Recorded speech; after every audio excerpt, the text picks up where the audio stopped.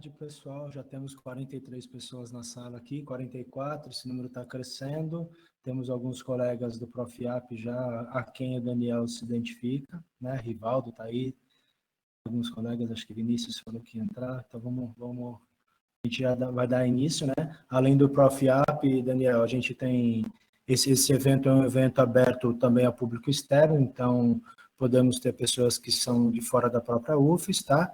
Além de colegas do próprio ADM, da pós-graduação, no mestrado em economia, e dos nossos alunos também da graduação, tá?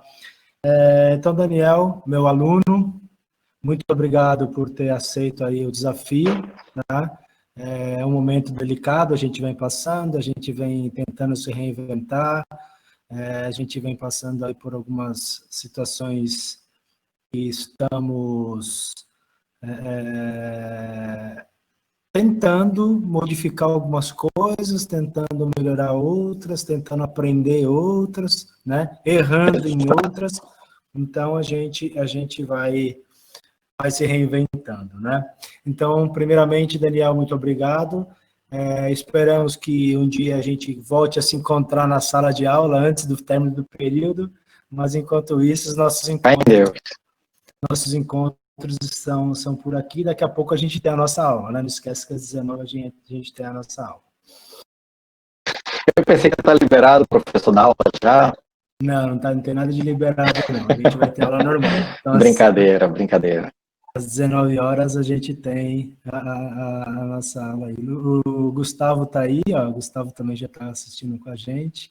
Gustavo, que foi a última aula, né? A última aula, né? Mostrou, que foi uma lição, né, para a gente aprendeu muito com a habilidade do colega. Então, pessoal, boa tarde, muito obrigado pela presença, muito obrigado por estarem acompanhando aí as nossas palestras, os nossos eventos. Sou o professor Marcos Zambanini, vou mediar, na realidade, eu vou fazer uma breve apresentação e, obviamente, esse aqui vai ser um formato diferente do anterior, que eu mediei, onde o outro era um formato de café filosófico, né? Um bate-volta, um vai e vem, um bate-papo com o professor Luiz Paulo Bresciani, e nesse aqui vai ser uma apresentação do Daniel. Ao término a gente pode fazer algumas perguntas, vocês também podem fazer. Daniel, fica à vontade para responder as perguntas no momento que elas vêm surgindo aqui no chat. Obviamente, se as perguntas forem pertinentes àquele momento da sua apresentação, para que não fique fazendo zigue-zague, né? Caso não seja pertinente, você pode guardar a pergunta para responder ao término, tá? Então, apresentando o Daniel. O Daniel, como eu disse, ele é mestrando pelo Profiap, UFES. O Profiap é o programa de pós-graduação, o mestrado, né, em administração pública. Ele é administrador pela UXAL, especialista em gestão de recursos humanos pela UFRRJ e em direção pública com ênfase em licitações e contratos pela FAEL. Empreendedor, proprietário da CAT ou CAT Soluções, CAT Soluções, voltada para consultoria e assessoria técnica, cursos e treinamento junto à gestão pública. Então, Daniel, ele está no mercado de trabalho, além de na academia, agindo diretamente com gestores públicos. Então, entendemos que ele pode trazer bastante conhecimento para a gente, tá? Ele é professor da matéria de licitações e contratos em diversas empresas nacionais, capacitando pregoeiros e demais agentes envolvidos em compras públicas e articulista nas principais revistas da matéria, incluindo recentes cartilhas técnicas disponibilizadas para enfrentamento ao Covid-19. Possui vivência prática com compras e contratações públicas, passando pela esfera federal, estadual e municipal, além do Sistema S. Ok? Então, uma breve apresentação do Daniel. Daniel, se quiserem falar mais alguma coisa, você pode incrementar essa minha apresentação e começar. Então, antes de mais nada, gostaria de agradecer aí aos professores Zambanini, Rosângela, Thaís aí pelo convite, né? Procurei fazer uma coisa bem descontraída, ao mesmo tempo bem direcionada a que a gente está vivendo hoje em termos de administração pública. Eu sei que temos muito também alunos que já atuam no mercado como empresários, outros que pretendem empreender também. Então, a ideia é a gente fazer uma aproximação de todo esse conteúdo, abraçando as duas casas, né? A casa pública e a casa privada, tá? Eu acho que a minha parte aí de trabalho mesmo, profissional aí, já foi, acho que, resumida muito bem aí pelo professor, né? E agora podemos, talvez, dar início aí à nossa empreitada, né? Até porque eu acho que estão muito ansiosos, né, para poder participar também aqui e tirar algumas dúvidas. Eu gosto de brincar muito, dizendo que a gente, quando chega numa determinada matéria, nós podemos chegar com dúvidas, mas nós temos que sair sem dúvidas, né? Podemos sair sim com novas dúvidas, né? Até para poder voltar depois. Mas as que chegaram, elas têm que ser sanadas de uma maneira só.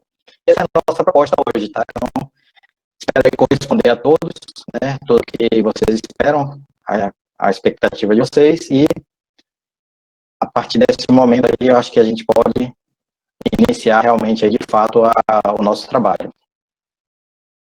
Certo? Posso, professor? Então vamos lá. Eu sei que ainda não chegou todo mundo, tá? Na nossa apresentação. E eu queria interagir um pouco com vocês nesse começo. Tá? Deixa eu só abrir aqui, passar para o modo de slide para mim. Tá? Nossa palestra hoje, que vocês estão vendo, já estão familiarizados com o tema Reinventando a Administração Pública para Enfrentamento da Pandemia. E eu gostaria de começar aqui tentando fazer uma lembrança de vocês. A gente sabe que nós temos memória curta, né? E aí eu trouxe, para que a gente começar esse nosso bate-papo, um pequeno quiz, né? Para a gente começar a responder aí, né? E já mexer um pouco com os nossos neurônios, tá? Eu tenho aqui 5 alternativas, né? Deixa eu ver se ele chega aí para vocês.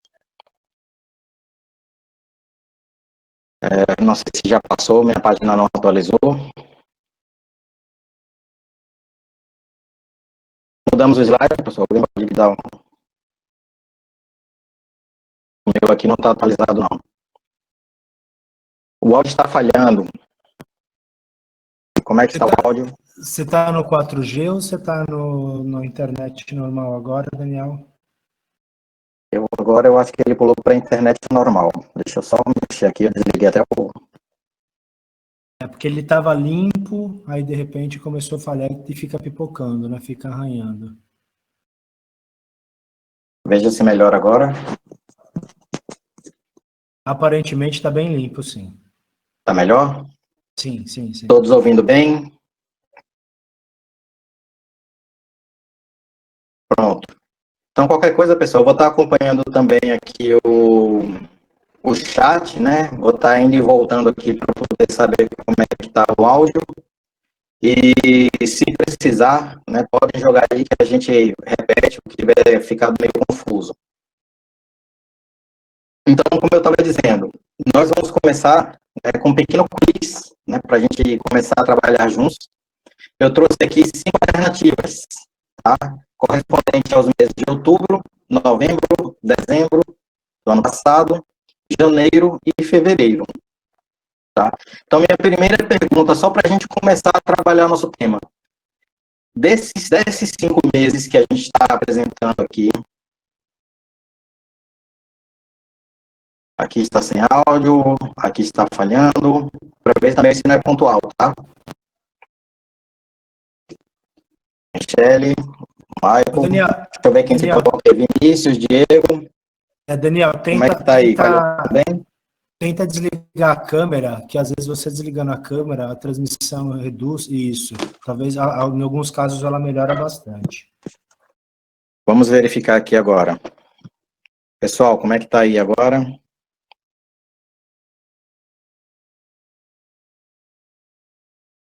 Melhorou, Vinícius? Vamos ver se melhora então, tá?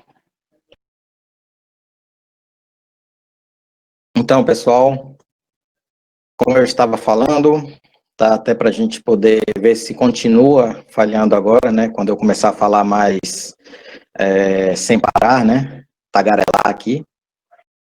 Eu tenho um questionário onde eu tenho essas 5 opções de resposta, tá?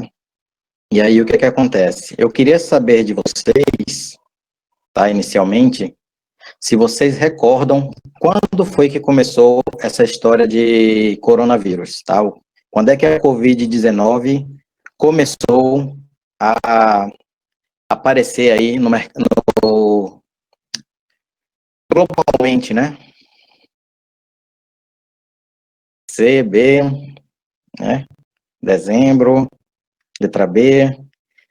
Eu imaginei que ia ficar bem nesse caminho aí, tá? O pessoal ia ter bem dúvida mesmo, né? Se realmente ficaria entre essas 2 opções que vocês estão colocando aí, né? Novembro e dezembro, né?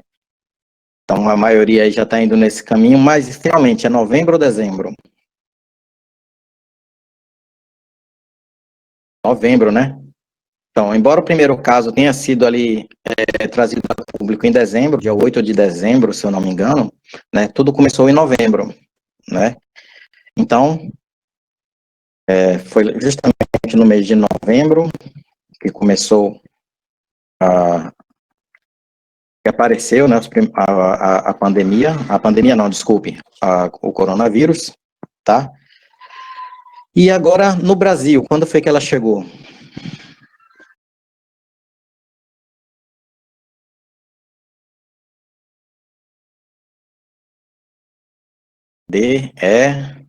Fevereiro, dezembro, depois do carnaval. Essa resposta foi melhor, né? Depois do carnaval, para não ter dúvida, né? Mas foi isso mesmo. Então, foi ali no mês de fevereiro, tá, que chegou. Então, no mês de fevereiro, nós começamos a ter o primeiro caso, tá, do coronavírus aqui no Brasil, tá? Por que eu estou trazendo isso? Primeiro, para o pessoal já ir chegando, né? Chegar mais gente aí na nossa apresentação, né? Ao mesmo tempo, já ir começando a trabalhar um pouco a memória de vocês, né? Para a gente poder ir discutindo aqui este tema, né?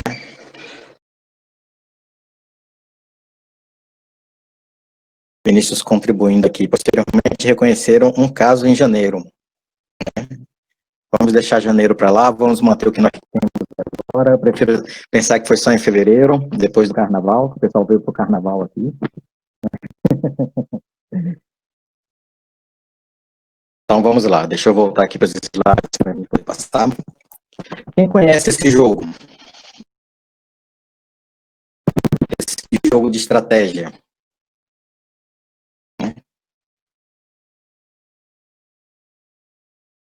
Imagine só, a gente, quando brincava nesse jogo, teve uma versão logo em seguida, né? Teve uma versão depois dessa, anos 80, trazendo o pessoal, a memória do pessoal mesmo. Tabuleiro um pouco mais modernizado depois, né? A gente vê aqui, muitos de vocês brincaram, muitos não conheceram essa versão, né? E aí eu trouxe esse desenho justamente para mostrar que nós tínhamos ali os exércitos, né, participando, era um jogo de estratégia, onde a gente tinha que conseguir atingir nosso objetivo, as cartinhas ali traziam os objetivos, e imagine só, nesse exemplo que está aqui, nós temos um exército azul, né, que está ali na China, e temos ali um exército branco, lá do outro lado do mundo, no Brasil. E quando a gente pegava nossos objetivos, vinha um objetivo dizendo conquistar toda a América do Sul, né? Imagina só, para você sair com seu exército azul ali da China e chegar até o Brasil, quanto de estratégia você não ia utilizar? Né? Os mais novinhos, né, o pessoal mais novo aí, né, como o Rivaldo, por exemplo, o caçula da nossa turma, pode ter conhecido a versão online, né? Nós temos também a versão online do War, né? E aí vocês observam que o Exército Azul também ali na China, por coincidência, né? Continua aí sem ter meios de chegar rapidamente lá no Brasil, né? Tem que fazer todo um percurso, né? Então veja que para você chegar no Brasil, você tinha que atravessar a Ásia inteira, né? passar para a África, e da África conseguir ali na Nigéria, não é isso? Ou na Argélia? Deixa eu só conferir aqui, dar uma olhada. Na Argélia, você tinha como fazer um pulo para o Brasil.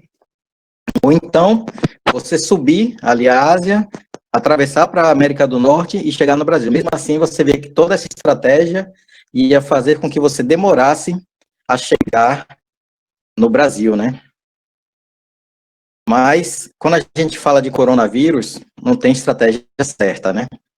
O vírus chegou ali, atravessou muito rapidamente, né? Em questão aí de agora, né? De novembro para janeiro, como já está chegando nos casos agora em janeiro, né? Foi praticamente 2 meses, né? Então, sem estratégia nenhuma. E quem teve que adaptar as estratégias foi os gestores públicos, de uma forma geral, em todo mundo, e aí trazendo aqui para o Brasil, a nossa própria administração pública, os nossos gestores também teve que começar a traçar algumas estratégias já para evitar essa chegada do coronavírus, né, durante este período. Né? Então, já vendo que poderia chegar no Brasil, né, a administração pública, os gestores públicos, né, ali já começaram a prever e já deveriam começar, inclusive, a vislumbrar possíveis ações táticas, digamos assim, para poder enfrentar essa pandemia. Tá? E, na verdade verdadeira, né, a primeira vez que realmente se ouviu falar em algum ato publicado, né, acerca do enfrentamento do coronavírus, né, deixa eu só voltar para o slide.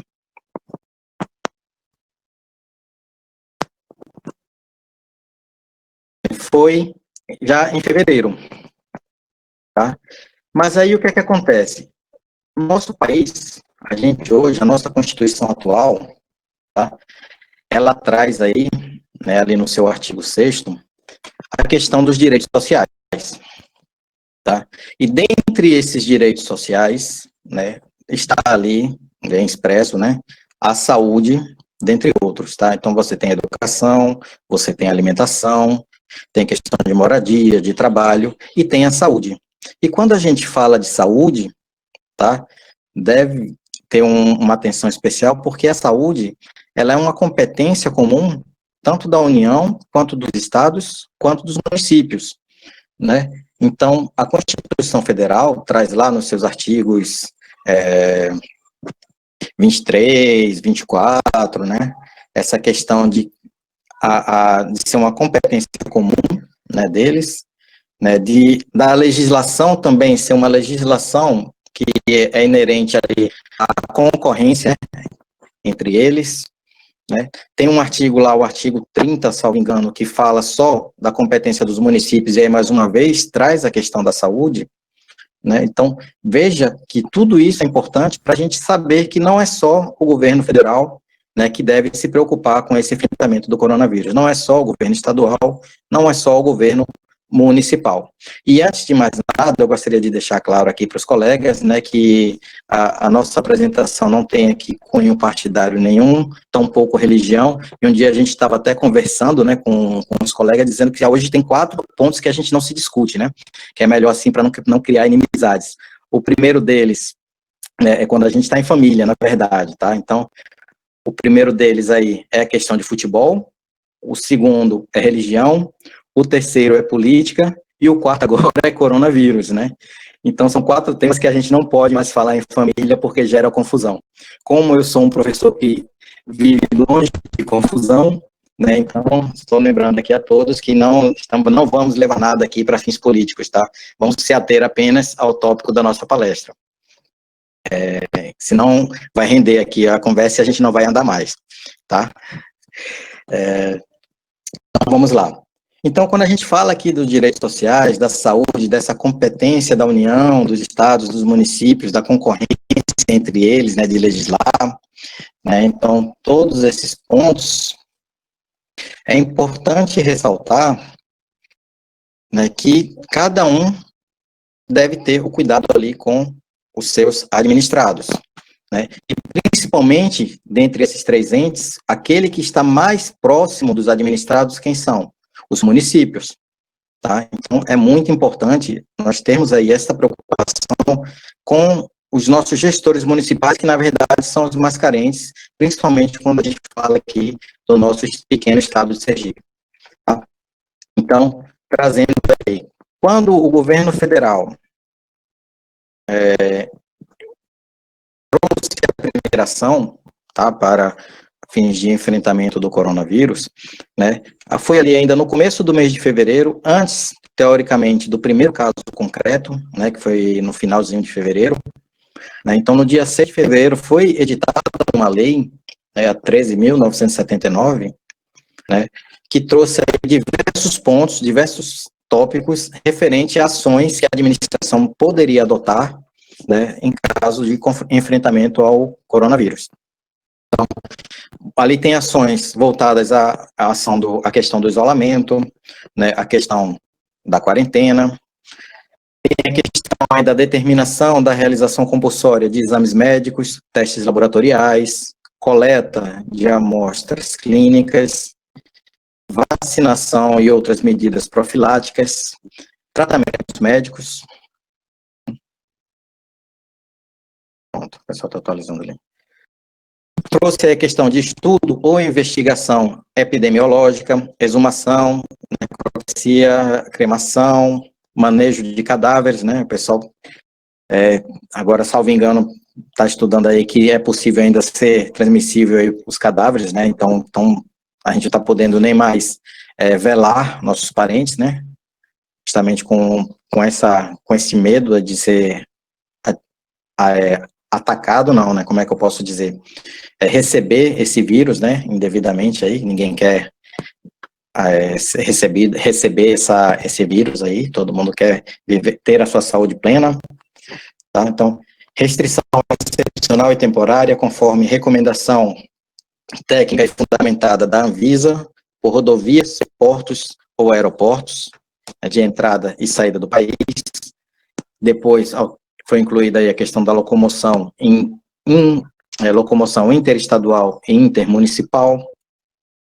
E finalizando, né, o alcance dessa lei, né, veio aí a requisição de bens e serviços de pessoas naturais e jurídicas, hipóteses em que será garantido o pagamento posterior de indenização justa, autorização excepcional e temporária para importação de produtos sujeitos à vigilância sanitária sem registro na Anvisa, desde que registrados por autoridade sanitária estrangeira e previstos em ato ministerial, né? Então, veja que essa legislação trazida aí em fevereiro, né, ela não abraça só a questão logística, só a questão de licitações, de compras, que é o segundo tema mais visto hoje na televisão, quando não está falando de estatísticas de quantos mortos ou quantos estão curados hoje do coronavírus, da Covid-19, né, está se falando em licitações, né? Então, mas veja que a legislação aí ela é bem ampla, não fica só restrita à questão de legislação.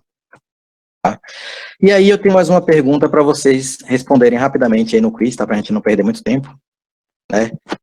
O que a gente está vivenciando hoje aqui, né, no nosso país, no nosso estado, essa questão de você estar em casa hoje, você está convivendo em isolamento ou em quarentena?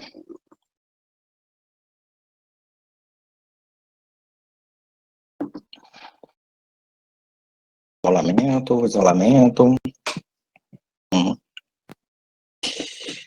Eu acho que vai ser unanimidade, né? Isolamento. Então, o professor Zambanini ali já começou a trazer ideias, né?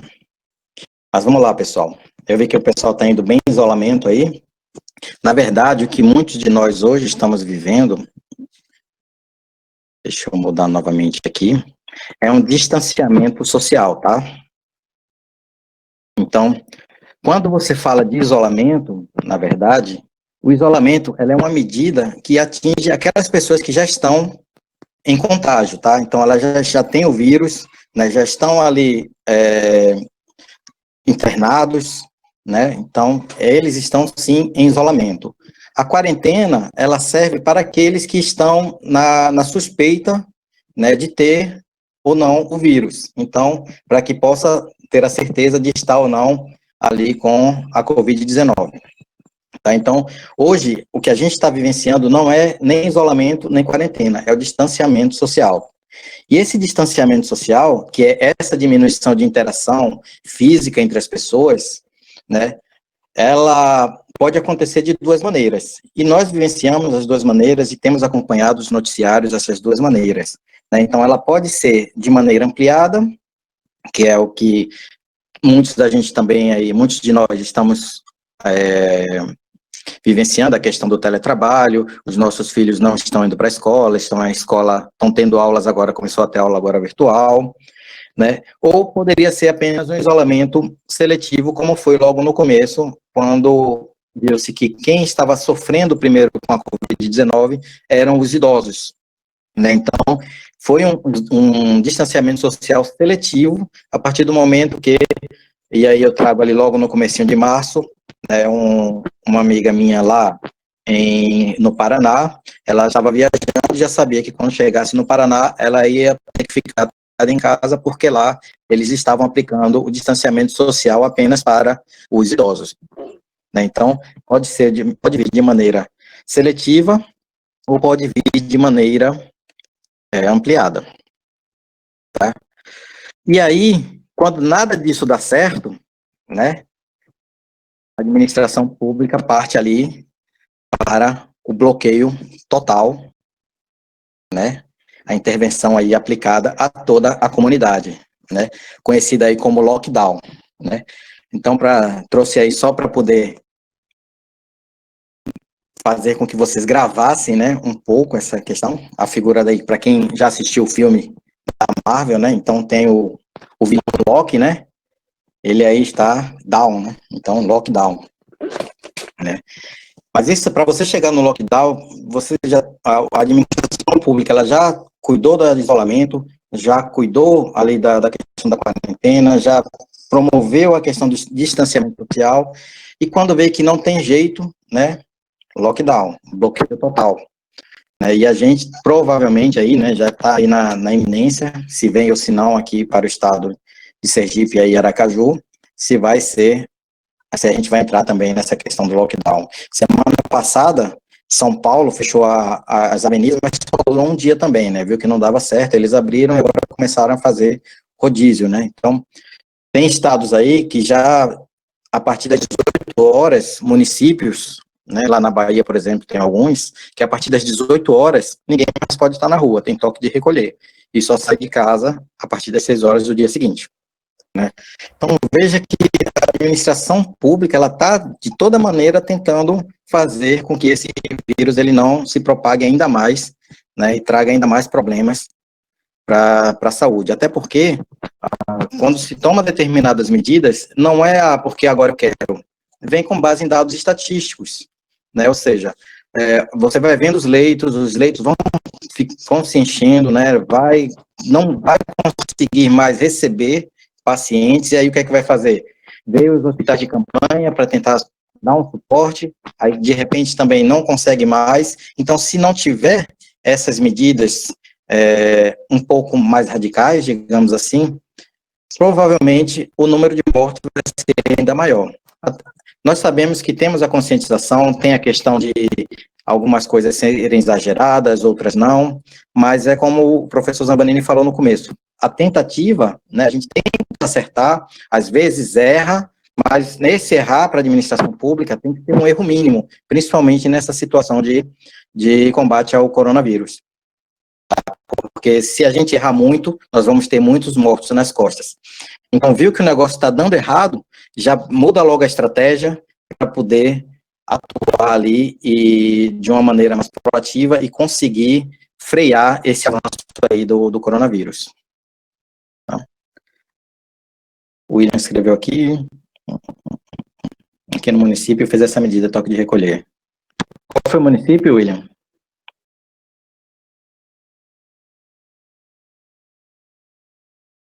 Professor, os conflitos entre ideias nas diferentes esferas do governo não estão fazendo com que essas ações sejam muito menos eficazes? Realmente, professor, às vezes, né, essa questão, quando a gente trabalha política, de um modo geral, esse entreveiro que há entre partidos políticos, né, porque ele é do partido tal, eu sou do partido tal, então eu vou dificultar, né, eu vou fazer isso aqui porque eu quero me promover, eu vou fazer isso aqui porque eu já estou prevendo as eleições desse ano, se não tiver, se não for empurrado, porque tem gente que já está torcendo, né, para que não tenha eleição esse ano, para ficar mais um tempo aí no governo. Então, às vezes, essas ideias que cada um traz de combater, até mesmo para autopromoção, acaba tornando essas medidas, essas ações menos eficazes, sim. Né?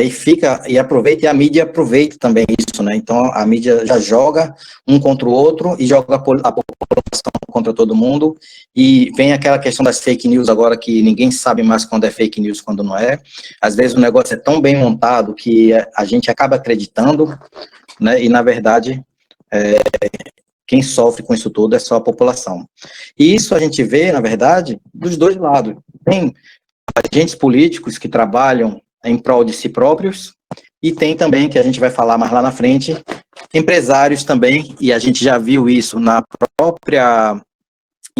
nessas ações que nós temos visto da Polícia Federal, que tenta também se aproveitar da situação para vender seus produtos mais caros, né?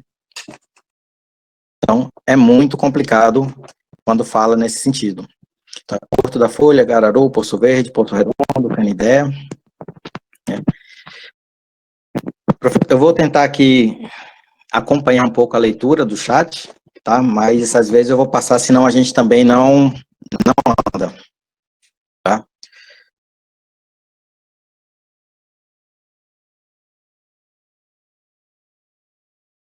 E aí, então, nesse sentido, né, ainda seguindo esse caminho, né, nós temos a questão das compras públicas, né, das licitações. Tá? O que é que acontece? Quando a gente fala nessa questão de políticas públicas, quais políticas adotar, como é que funciona a agenda de políticas públicas, né? Muitos não sabem, mas as licitações também são vistas como políticas públicas, né? Até mesmo porque quando você puxa ali a questão do próprio dever de licitar, né? Quando você puxa da Constituição, né, você vê que existem questões, né, que trazem ali poder e discricionariedade, né?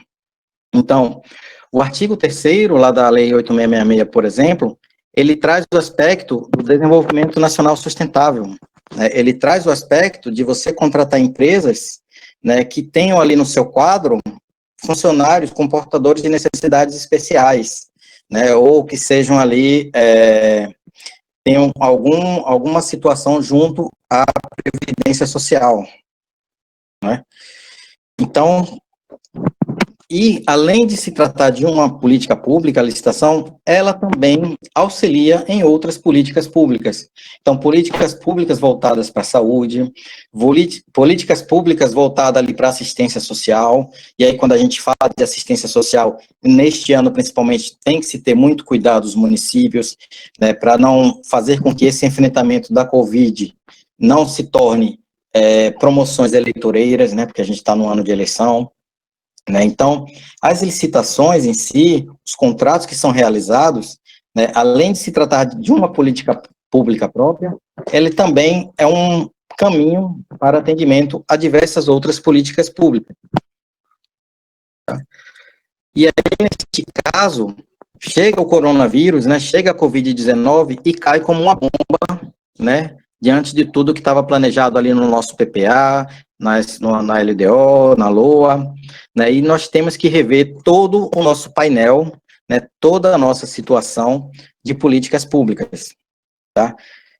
E fica muito complicado toda aquela ideia que a gente tinha, que a gente já vinha trabalhando, diga-se de passagem, nem todos, né, porque realmente tem gente que foge ao script, mas aquela ideia que trazia lá o Decreto-Lei 200, né, de 67, que falava de planejamento, né, o próprio PPA, a própria LOA, tudo isso é impactado com a questão do enfrentamento ao coronavírus, tá? E aí, olha só como é que vai funcionar. A administração pública, né, que já estava toda organizadinha, de repente recebe esta bomba, né, e aí como é que ela vai conseguir manter toda aquela demanda que ela tinha, né, sem qualquer tipo de planejamento, né, os leitos aumentando, a necessidade aí de abrir mais leitos, de adquirir materiais, de contratar pessoal, né, e aí vem a questão do plano plurianual, já a gente está aí praticamente nos municípios no penúltimo ano, né, porque só acaba no ano seguinte ali da primeira gestão, do primeiro ano de gestão, e aí começa a ter todo esse impacto, né, para poder resolver este problema. E aí, o que é que acontece? Eu trouxe aqui um quadro, né, só para a gente poder comparar, antes da gente tocar no assunto, como é que estava evoluindo, né, a questão do coronavírus. Então, chegou aqui o primeiro caso em 28 de fevereiro, né, primeiro caso confirmado, embora já estejam estudando aí a possibilidade de ter chegado em janeiro, mas o primeiro caso confirmado ali por enquanto fevereiro, 28, né, o que é que aconteceu? Teve 2 semanas depois, mais ou menos, a declaração lá pela Organização Mundial de Saúde da pandemia. Tá? E aí, aquela lei que nós tínhamos, a 13979, ela começou a sofrer alguns impactos, principalmente quando se falou em licitações. Até então, o que ela trazia de licitação era uma nova possibilidade de aquisição por dispensa. E a gente até questionava, né, porque se criou uma nova hipótese de dispensa voltada ali para o enfrentamento do coronavírus, se a gente já tinha na Lei 8666, no artigo 24, inciso 4º, uma dispensa para situações emergenciais ou calamitosas, né? Então, se a gente já tinha aquela dispensa, por que criar uma nova dispensa? Tá? E isso a gente vai discutir daqui a pouco.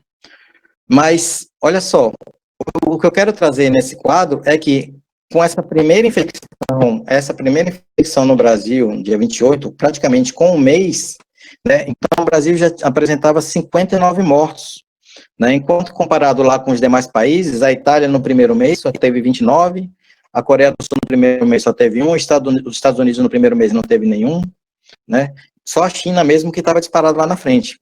Mas veja que o Brasil começou a apresentar um número muito grande de mortos relativamente em pouco tempo, né, comparado com os demais países. Tá? E isso fez com que tivesse uma aceleração também de mudanças. Tá? E a primeira, né, a situação que nós tivemos, quando a gente está falando de compras, né, foi ali, dia 11 de março, a OMS declarou a pandemia, né, no dia 20 de março, a Assembleia Legislativa trouxe ali o Decreto-Lei 6 de 2020, né, onde ele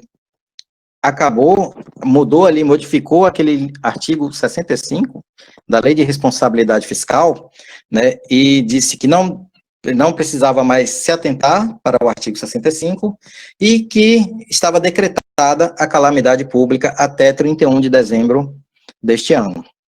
Tá? Então, neste mesmo dia, começaram-se a surgir medidas provisórias alterando as nossas leis. A primeira delas aqui, que a gente tem de considerar, é a 926. Essa medida provisória 926, quando a gente fala de compras públicas, o que é que ela trouxe para a gente? Ela, primeiro, pegou essa hipótese de dispensa, que até então só existia a hipótese de dispensa, ninguém sabia como é que ia aplicar por enquanto, e começou a dissecar ela. Então, liberou o pessoal de fazer um estudo técnico preliminar, trouxe um termo de referência simplificado, liberou aí a questão da gestão de riscos, né, que hoje também tem tomado muito o tema na questão quando se fala de contratação, fazer análise de riscos, né, então começou a trazer alguns fatos de como você poderia adquirir por dispensa, liberou fornecedores aí de algumas certidões, tá, trouxe também a redução dos prazos do pregão eletrônico, né, para a gente poder licitar também por pregão eletrônico, até então não se falava de pregão, não se falava de licitação, só de dispensa. Trouxe o suprimento de fundo de volta, aí, que já existe desde 64, mas muita gente ainda não conhecia. Às vezes a gente pegava aí o determinado gestor, eu tenho um cartão de crédito que eu nunca utilizei, será que eu posso usar esse cartão de crédito e depois o órgão pagar? Né? Ele vai ficar só para a prefeitura, só para o Estado, para poder fazer as compras por suprimento de fundos. Não é assim. O suprimento de fundos também tem seu processo, tem seu empenho, vai ter ali o agente público que vai ser chamado de suprido, que é controlar esse cartão corporativo, né? Então, tudo isso aí foi trazido, né, com a medida provisória 926, com o intuito de tentar facilitar, né, as aquisições públicas, né? E aí, se eu ia comprar primeiro por suprimento de fundos, se eu ia usar uma dispensa, ou se eu vou usar um pregão express, que ali vai ter os prazos reduzidos à metade, né? Então, pregão que são 8 dias, tem um prazo agora de 4 dias de publicidade legal. O prazo de recurso, que eram 3 dias, passa a ser 1 dia e meio, que se reduz para 1 dia, também de prazo legal. Então, todos os prazos foram reduzidos à metade, né? E aí, possibilitou esses diversos tipos de formas de compras junto aos fornecedores, tá? Guarda essa informação aí, porque lá na frente a gente vai tratar sobre isso ainda. Chegou também, né, e aí mais recente, a medida provisória 951, que foi ali em meados de abril, tá? Essa medida provisória, mais uma vez, modificou alguns procedimentos licitatórios, né, pela Lei 13.979, relembrando que a Lei 13.979 é apenas com a finalidade de enfrentamento do coronavírus. Não vou aqui eu comprar computador, né, usando a Lei 13.979, porque ela me deu um pouco mais de regalia, digamos assim. Não. A finalidade é enfrentamento do coronavírus. É materiais, é insumos hospitalares, tá, equipamentos utilizados no enfrentamento, serviços, tá? Então, tudo focado, tá, no atendimento a enfrentamento ali da Covid-19. Tá? E aí, como eu ia dizendo, veio o SMP, a 951, e trouxe mais algumas alterações.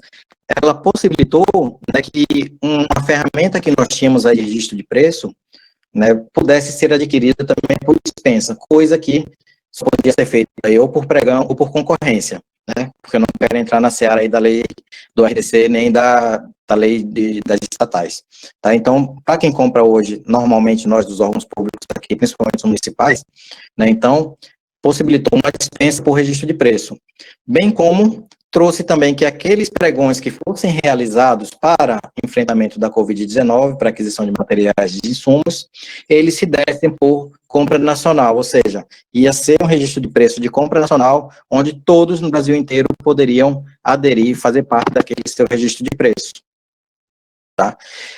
Mas também nós tivemos algumas alterações, além dessas, diretamente na lei de licitações de contratos. A página aqui não atualizou. Pronto, atualizou agora. Uma delas foi a medida provisória 936. Essa medida provisória, onde vocês já devem conhecer, ela trouxe a questão do trabalho, né, trabalho e renda, né? E dentre os contratos administrativos que estavam em vigor, possibilitou a suspensão desses contratos. E aí trouxe mais um problema para a administração pública, porque até então, né, o que é que acontece? Quem está na administração pública tem contratos. Os municípios é quem mais vai sofrer. Tá tudo bem aí? O pessoal está ouvindo bem? Apareceu uma mensagem aqui para mim. Todo mundo me ouvindo? Ele deu uma sumida na sua voz, viu, Daniel? Agora parece que voltou. Foi aparecer uma mensagem aqui dizendo que deu perda de conexão e voltou agora. Ele tá pipocando um pouquinho, só tá dando para compreender, mas ela tá pipocando um pouco, sim. Pronto. Então vamos lá. Qualquer coisa, professor, manda uma mensagem aí para mim que a gente tenta. Eu estou tentando falar um pouco mais pausado para poder evitar esses cortes. Então, como eu estava falando, essa medida provisória possibilitou a suspensão dos contratos, e aí os municípios são os que mais estão sofrendo com isso, porque tinha contratos, por exemplo, do transporte escolar, onde estava vinculado a determinada carga horária, o número de dias letivos, né? Então, como teve essa suspensão, as empresas que fornecem esse tipo de serviço, e eu destaco esse, mas tem vários outros, tem serviço de obras, dentre outros, né? O que é ser feito, né, para poder pagar? Será que deveria que pagar alguma empresa que tem esse tipo de contrato ou não? O que é que vocês acham? É porque o contrato foi suspenso, eu não estou tendo aula. Será que eu devo à administração pública, às empresas, alguma coisa?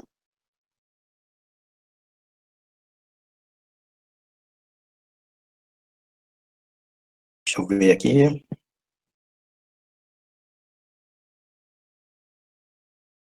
Deixa eu só chegar a mensagem aqui do pessoal.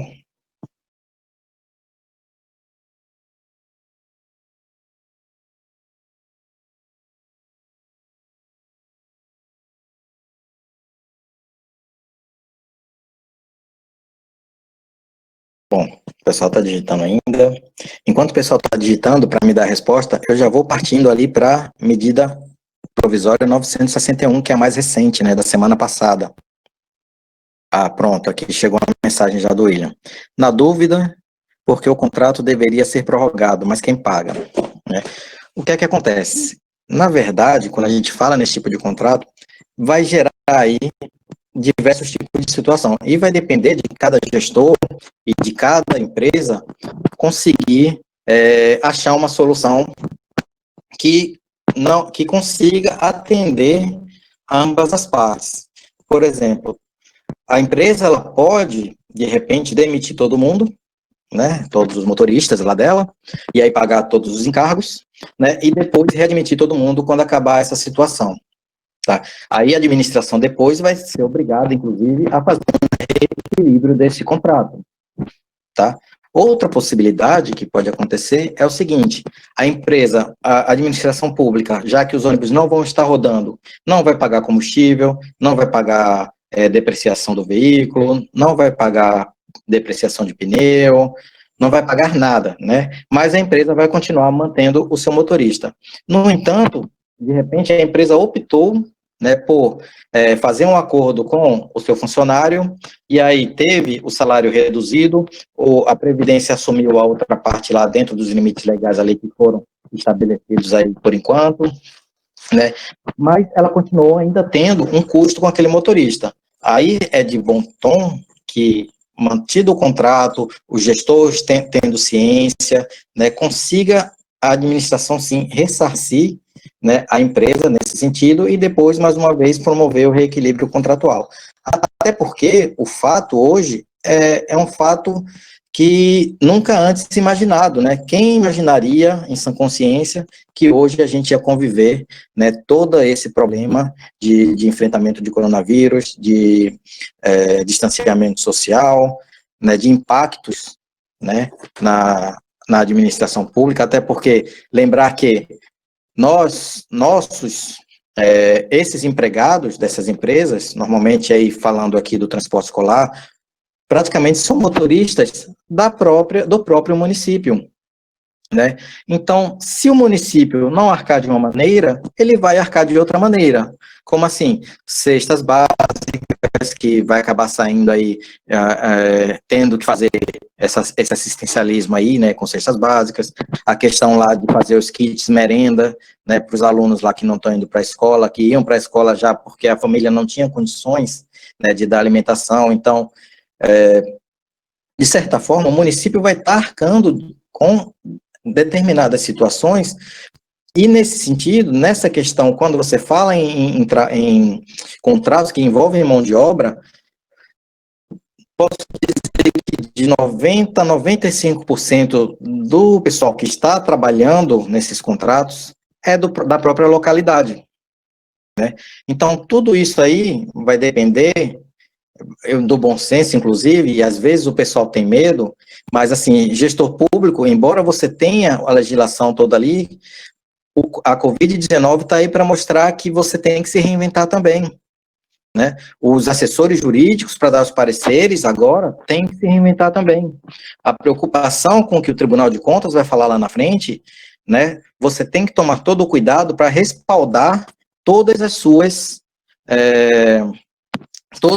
decisões, para que quando você for lá na frente precisar responder alguma coisa, mostrar que você não fez nada da sua cabeça.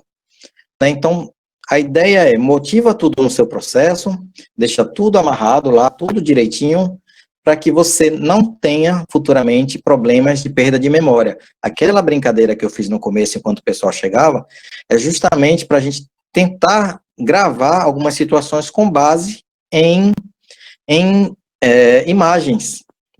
Né? E a gente, gestor público, que tiver que responder alguma coisa, ele não vai responder amanhã, nem semana que vem, ele vai responder daqui a 1, 2, 3, 5 anos. Então, você não vai lembrar nem o que você comeu na semana passada, quem dirá daqui a 5 anos. Então, por isso que tem que estar tudo escrito, tudo amparado e ter tudo amarrado. Nada é feito sem petição, nenhuma petição fica sem resposta. Tá? Então, deixa tudo amarrado, tudo direitinho. Tá? E aí, o que é que acontece? E aí, para finalizar essas alterações, a mais recente, aí, a medida provisória 961, ela trouxe impacto na lei 8666. Tá? Ela, não sei se vocês já tiveram contato com ela, mas, por exemplo, as dispensas que a gente comprava lá pela 8666, as dispensas de valor, aquelas que hoje estavam no valor de 17.600 para bens e 33 mil para serviços, obras e serviços de engenharia, elas foram majoradas para 50 mil, né, no caso das compras, e para 100 mil no caso das obras. Né? Então, na 866, agora, no artigo 24, inciso 1 e 2, você tem novos valores aí trazidos pela medida provisória, enquanto tiver essa situação aí de enfrentamento do coronavírus. Né? E tem mais um detalhe, quando traz essas mudanças, tem outros pontos na Lei 866 que também sofrem mudanças. Tem o parágrafo 1º, lá do artigo 24, que fala que autarquias, sociedades de economia mista, consórcios, né, aquelas fundações que são consideradas agências executivas, elas têm esse valor dobrado, ou seja, eles podem comprar com 100 mil e podem fazer obras e serviços de engenharia por dispensa com 200 mil. Né? Fora essa alteração, essa medida provisória trouxe também uma outra ferramenta que os colegas aqui vão lembrar da aula do Marcos Alcântara semana passada, né, quando ele falou do pagamento antecipado. Então, ele trouxe, né, que inclusive foi no dia seguinte da aula do professor Marcos, né, a gente comentou sobre essa questão do pagamento antecipado, no dia seguinte saiu a medida provisória. Então, trouxe a questão, a possibilidade de você fazer um pagamento antecipado, mas isso também não é novidade, né, era possível sim fazer pagamentos antecipados, né, e aí só fez mesmo reinventar a roda. Tá? Mas para você fazer um pagamento antecipado, você tem que trazer garantias que se a empresa não executar, ela vai devolver. Isso já estava previsto, né? Então, foi só reinventar a roda. Não tinha por que trazer mais isso. Né? Mas está lá, foi escrito, trouxe, mas eu acho que é só para relembrar o pessoal que estava esquecido, né? Porque quando a gente trabalha com compras, a gente compra, fica sempre naqueles artigos que a gente trabalha todo dia e alguns ficam sendo esquecidos. Mas a própria lei fala lá, né? Então, as condições de pagamento devem ser da forma que o mercado traz para você. Né? Então, nem sempre você vai obedecer aquele prazo de 30 dias, nem sempre você vai ter para pequenas compras aquele prazo de 5 dias para pagamento, né? Porque, por exemplo, e a questão mais simples, o exemplo mais simples que a gente traz é quando você contrata um curso, né? E aí há controvérsias também, porque tem cursos que fazem igual aquelas propagandas daquelas grandes empresas, né? Que diz, não compre hoje porque amanhã vai vir uma mega oferta, né? E aí, no outro dia, pega aquela geladeira que você há muito tempo acompanha que custa R$1.000, ele diz, não, baixou de 2.000 para R$1.000, né? Aquelas promoções fake, né? Então, neste caso, se você tiver que aplicar um pagamento, um adiantamento, né, um pagamento antecipado, realmente tem que trazer economia para a administração pública, né? Então, não uma falsa economia, como às vezes acontece quando a gente faz os pregões, as licitações. O pessoal pega a pesquisa de preço trazida por fornecedor, e o fornecedor botou os preços lá em cima para ter uma gordura, e depois eles fazem uma competição, e quando você acaba a sua licitação, aquele valor vou tentar falar melhor, mas então, aquele valor da sua licitação, que você teve ali o seu resultado, né, você achou que trouxe uma economia de 60% para a administração pública, mas na verdade, verdadeira, se você tivesse realizado, você não, o setor responsável, tivesse realizado uma pesquisa mais real daquele produto, ia ver que na verdade você ainda está acima do seu valor estimado. Tá? Então, veja que tem essa questão de você pagar antecipado, às vezes você pode cair nessa armadilha, tá? Estamos falhando. Michael está indo, vai dizer que vai estar falhando também, Michael, ou não? Daniel. Pronto, professor. Eu tenho uma pergunta para você aí, nesse momento aí, que é uma das discussões eminentes aí em relação a isso aí. Você está trazendo, obviamente,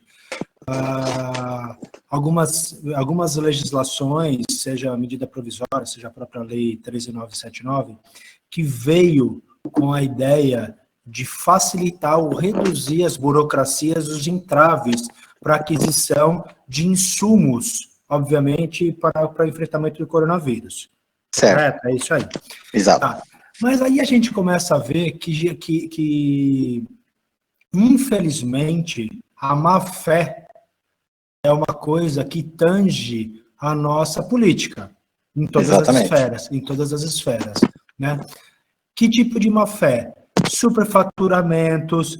Eu vou comprar sem licitação, então agora eu vou contratar a empresa. Assim, na realidade, eu espero que não, mas eu vejo que em 2, 3, 4 anos, como você disse, a quantidade de aquisições de empresas, de parentes e amigos que vai aparecer vai ser absurda. Por quê? Porque eu vou ao invés de comprar máscara diretamente do fornecedor, eu vou falar para o meu irmão abrir uma empresa fantasma, uma microempresa, ele adquire essas máscaras do fabricante por 80 centavos, e eu, como não preciso mais de licitação, como foi ampliado, eu, ao invés de comprar direto do fabricante, que eu sei quem é, eu vou lá e vou comprar do meu irmão e pagar R$2 em vez de pagar 80 centavos.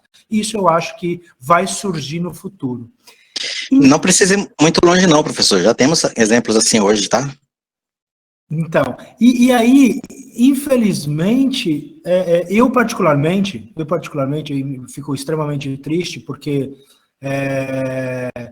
quando você faz isso, você está tirando dinheiro de classes, principalmente das classes necessitadas, né? Porque você está tirando dinheiro da educação pública, está tirando dinheiro da saúde pública, está tirando dinheiro da segurança, etc. O cara que tem dinheiro vai lá e paga particular. Agora, o cara que não tem dinheiro fica com um serviço precário porque o dinheiro foi subutilizado ou superutilizado em locais diferentes, então isso me entristece bastante. Mas no seu ponto de vista pessoal, certo? Não precisa trazer mais seu ponto de vista pessoal. O que a gente pode fazer? Se flexibiliza, os caras roubam. Se não flexibiliza, tem uma burocracia extremamente grande que pode ocasionar problemas na aquisição. Ou seja, se correr o bicho pega, se ficar o bicho come, né? No seu ponto de vista, pela sua experiência na vida pública, o que você acha que poderia ser alguma coisa inovadora, diferente, para atacar os dois lados? Facilitar a aquisição e reduzir a possibilidade de corrupção. Por exemplo, corrupção, para mim isso é uma corrupção, né? Então, vamos chamar isso de corrupção. Não, mas é muito complicada essa questão, porque a gente não precisa ir muito longe, né? Não precisa essa facilidade. Mesmo com burocracia, a gente consegue ver, né, que realmente tem gente que usa a máquina para o mal, né? E isso deixa muita gente triste. Eu particularmente, eu fico muito triste, eu já vi muita coisa aí no Brasil afora, né? Se eu fosse falar que os exemplos que eu tenho, que eu já acompanhei, que eu já vi, que eu já presenciei, né? Uma vez que eu encontrei um colega meu saindo de uma licitação lá, estava desesperado com o que ele ouviu de um secretário, né? Aí no Brasil afora, né? Eu fico dizendo, rapaz, como é que um gestor público se sujeita, né, a fazer isso na sessão pública, e assim, descaradamente, né, sem ter medo de ter alguém gravando aquilo que ele está falando, né, mas enfim, totalmente direcionado, né? O cara chega lá na sala e dizer, ó, quem vai vencer é fulano, quem ganhar aí, se ganhar, eu não vou pagar, né? Então, veja a que ponto chegou o medo, o não medo, na verdade, né, de não arcar com isso. Quando começou essa questão da Lava Jato, há 6, 7 anos atrás, eu achava que a gente ia conseguir ver mudanças, né, mas assim, foi mera ilusão. Eu continuo vindo, né, hoje, muita gente ainda se aproveitando da máquina pública, né, e fazendo aquisições, contratações indevidas, com chaves, com empresas também, que já chegam lá e convencem, né? É muito complicado a gente trabalhar nesse sentido. O que é que a gente consegue fazer para tentar evitar esse tipo de atuação? Então, o TCU, por exemplo, quando você tem verbas federais, né, ele tem um canal direto onde você pode fazer as denúncias, né? Então, a ideia que nós temos disso, de trabalhar a questão da gestão pública, de trabalhar a governança, né, é justamente você conseguir minimizar, né, esse sentimento que nós temos hoje de impunidade e tentar trazer, né, mediante os órgãos de controle, uma situação em que a gente consiga punir, né, esse tipo de gestor. Nós sabemos que temos gestores aí que atuam com o zelo com a administração pública, com a ética, com a transparência, né, mas infelizmente hoje a gente ainda vê aí Brasil afora, e a gente é só olhar no que passa na TV ainda, né, hoje em dia, né, semana passada mesmo, lá em Roraima, um secretário de saúde comprou respiradores, vários respiradores por milhões, né, pagou antecipado e o material não chegou. E o secretário foi exonerado, né, eu não lembro agora se ele chegou a ser encontrado, se ele foi preso, eu não recordo o teor todo da reportagem, mas veja só, o que ele deveria estar usando para salvar vidas, né, ele pegou uma empresa que não tinha nem esse material, fez um pagamento antecipado, e que às vezes acontece, e eu não vou muito longe, antes mesmo do coronavírus, a gente via vários exemplos, principalmente em obras, né, que a empresa ganhava a licitação, depois ia lá chorar para o gestor público para antecipar a primeira medição, sendo que nem cavou o primeiro buraco. Né, sabe, porque eu preciso disso para começar a minha obra. Senão eu não tenho como começar. Quando a pessoa que participa da licitação já deveria ter esse tipo de material, né? Então, veja que essa questão da corrupção é muito complicado de trabalhar. E aí só os órgãos de controle mesmo, através dos canais de denúncia, né, abrir ali as portas para o cidadão comum, né, para poder fazer esse tipo de denúncia, o legislativo, né, acompanhar ali os gestores do executivo, né, sem aquela rinha política, né, realmente como deve ser, porque ele está ali representando, que os vereadores, né, são aqueles, a gente está falando aqui de município, são aqueles que estão mais próximos ainda da população, porque normalmente eles vêm ali de determinados bairros, esse aqui é dessa comunidade, esse é dessa comunidade, então eles sabem ali e eles têm como cobrar isso do executivo, e às vezes não fazem, né? Então tem que ter uma consciência geral em todos os níveis hierárquicos da administração pública, né, para que a gente consiga evitar esse tipo de situação, evitar fraude nas licitações, e às vezes é muito fácil você conseguir plotar uma fraude na licitação, né? Um exemplo que a gente usava muito no começo era quando vinha, na época dos convites ainda, aparecia 3 empresas com 3 propostas convidadas, e até a vírgula estava escrita errada nas 3 propostas, né? O mesmo cabeçalho, o mesmo tudo, né? Então, às vezes é muito fácil você perceber que está tendo uma fraude naquela licitação, e assim, as licitações, a sessão pública, elas são abertas ao público, o nome já fala, né? Então, se de repente eu, Daniel, quiser ir aqui na prefeitura, deixa eu dar um exemplo aqui no nosso interior aqui, que ainda não está trabalhando com pregão eletrônico. Vou chutar aqui, tá? Eu não tenho certeza, não. Tá, vamos supor que o pessoal lá de Neópolis não trabalha aí com pregão eletrônico, tá, ainda. É um chute, tá? Eu não sei, não. E, de repente, eu, Daniel, quero sair daqui de Aracaju para ir lá em Neópolis acompanhar aquele pregão presencial. Eu posso? Posso. Se eu chegar lá e Pessoal, lembrando que aqui é só uma hipótese, tá? Se eu chegar lá, mas por conta da distância, e de repente me barrarem na entrada, falarem que eu não posso assistir aquela sessão pública, o pessoal vai estar impedindo aí, está afrontando diretamente, né, os princípios da licitação, tá? E aí é TCE, é TCU, é Ministério Público, pode acionar todo mundo, aciona a imprensa, filma, né? Eu já fui para uma licitação uma vez, né, que não em Sergipe, tá? Deixar também claro isso que não foi em Sergipe. Eu viajei, não sei, mais de 400 quilômetros, porque eu tentava buscar o edital por e-mail e o pessoal não me passava o edital, né? E aí eu me dirigi até lá, pedi a guia, porque ainda tinha que pagar, né?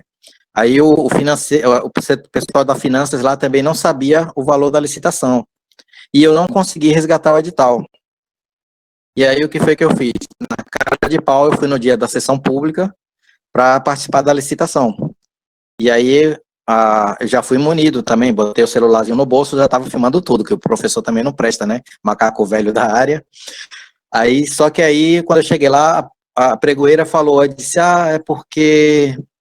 Exatamente nessas palavras. Até depois eu acabei apagando o vídeo, né? Porque eu achei um absurdo eu ter ouvido aquilo, né? Mas, porque aqui todo mundo faz o seu, e agora que chegou na minha vez, né, você apareceu, e aí eu não tive mais como fazer o meu contrato. Veja só, né? Eu não sei se foi inocência, né, lá daquela pregoeira, ou se... Enfim, eu fiquei sem palavras naquele dia, né? Eu simplesmente peguei e fui embora, porque realmente é um absurdo, né? Enfim, então são coisas que a gente ainda vê, né, hoje em dia, né?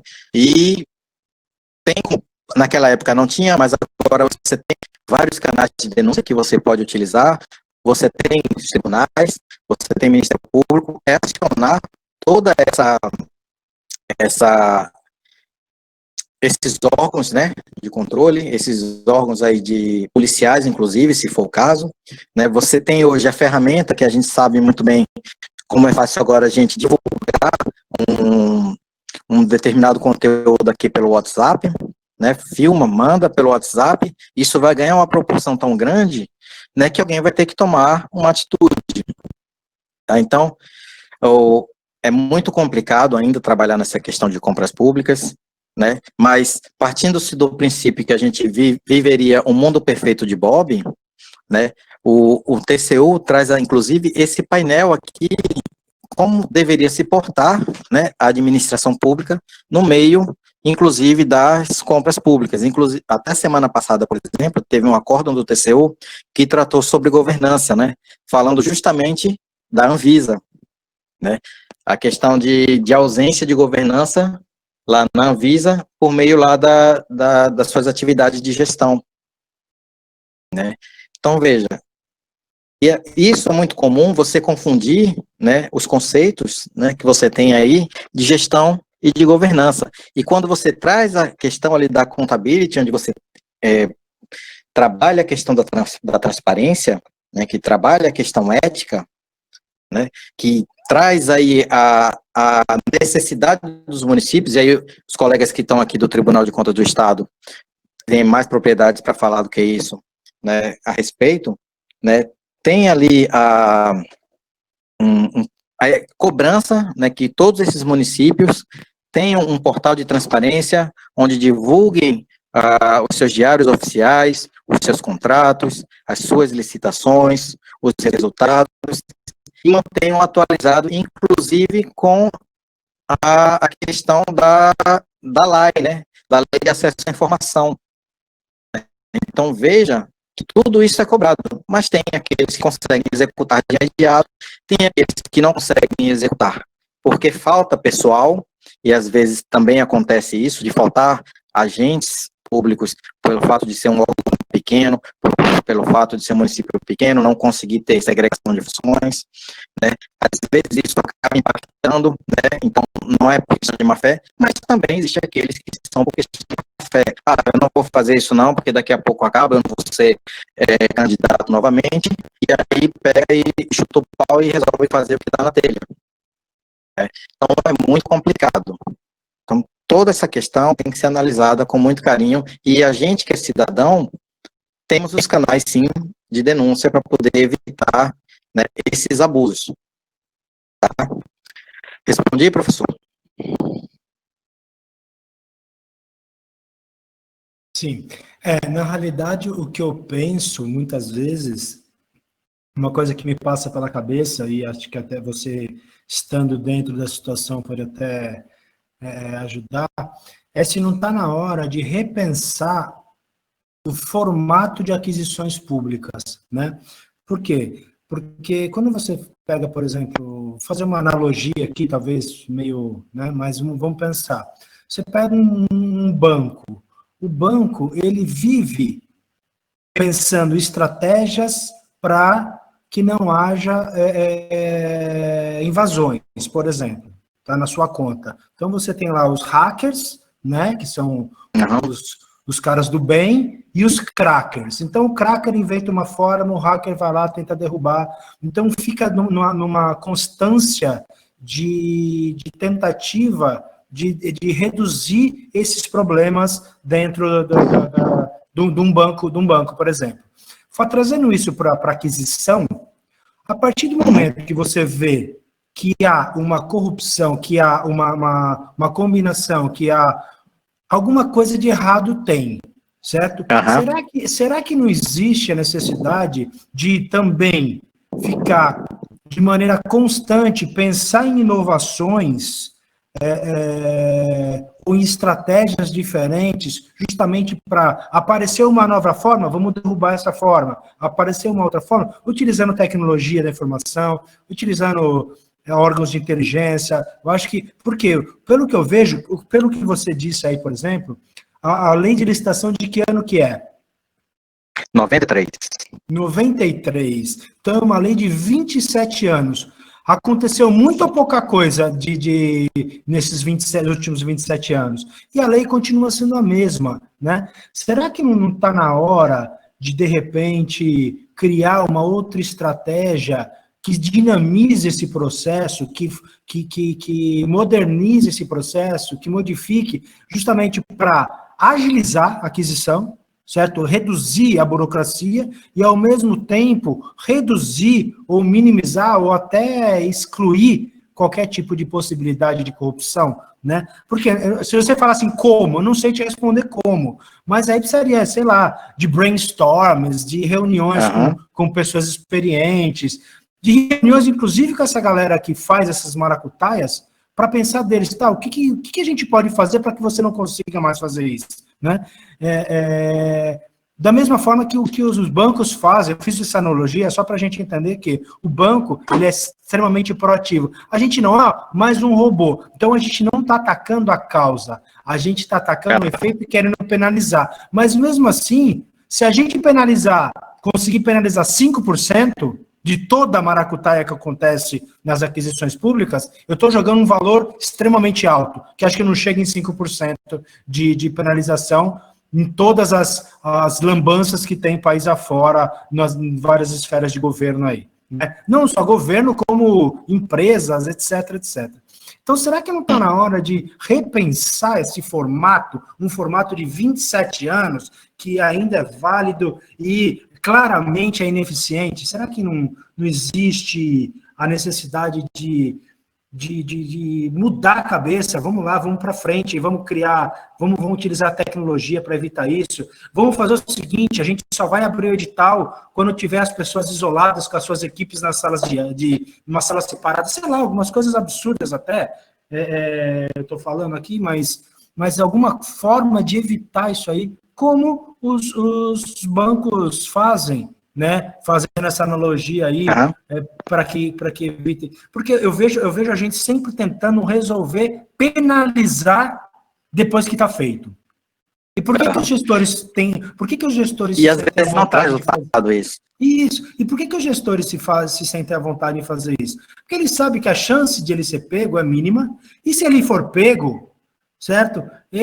Esse rapaz de Roraima aí mesmo, tudo bem, pode até ter sido preso, né? Pode até ter sido preso, mas daqui a pouco ele sai com milhões no bolso, pronto, e aí? Né? Porque, infelizmente, a gente tem...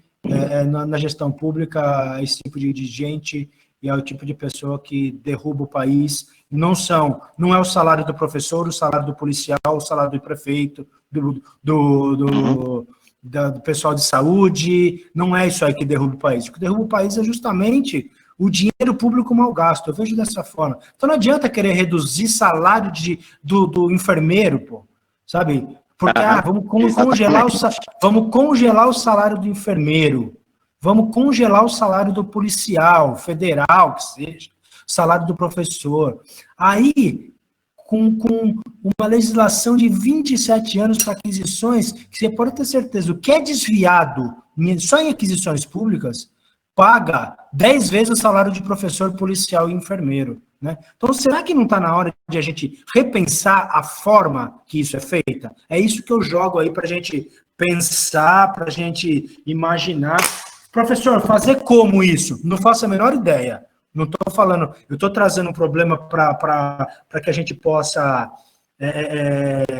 imaginar, fazer aí um benchmark em outros países, imaginar como que é feito, porque eu vejo um sistema, sinceramente, um sistema falido.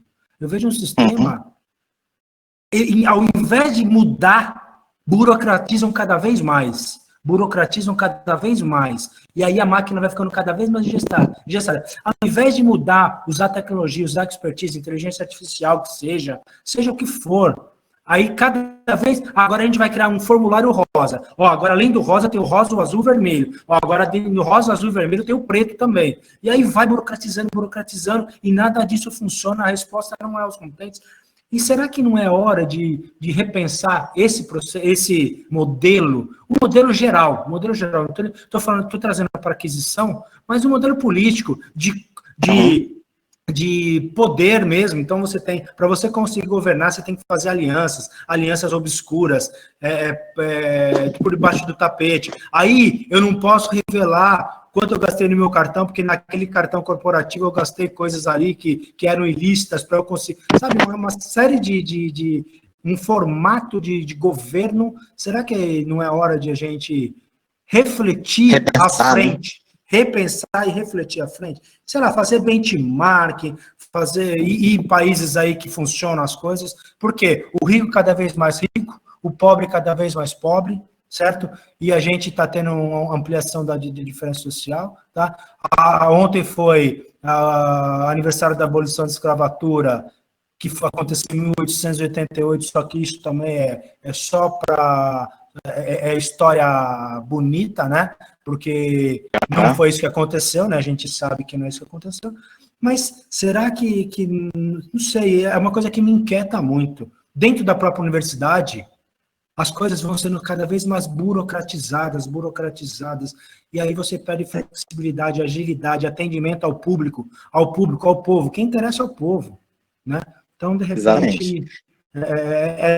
A ideia... Essa discussão que eu queria... Porque aqui a gente está agora com 60 pessoas na sala, dentre essas 60 a gente tem muita gente aqui do Profiap, da administração pública, muita gente envolvida, então a gente tem futuros administradores, etc. Esse formato é o formato ideal? Essa forma de gestão é a forma ideal? Essa é a forma de governo, não é a forma ideal?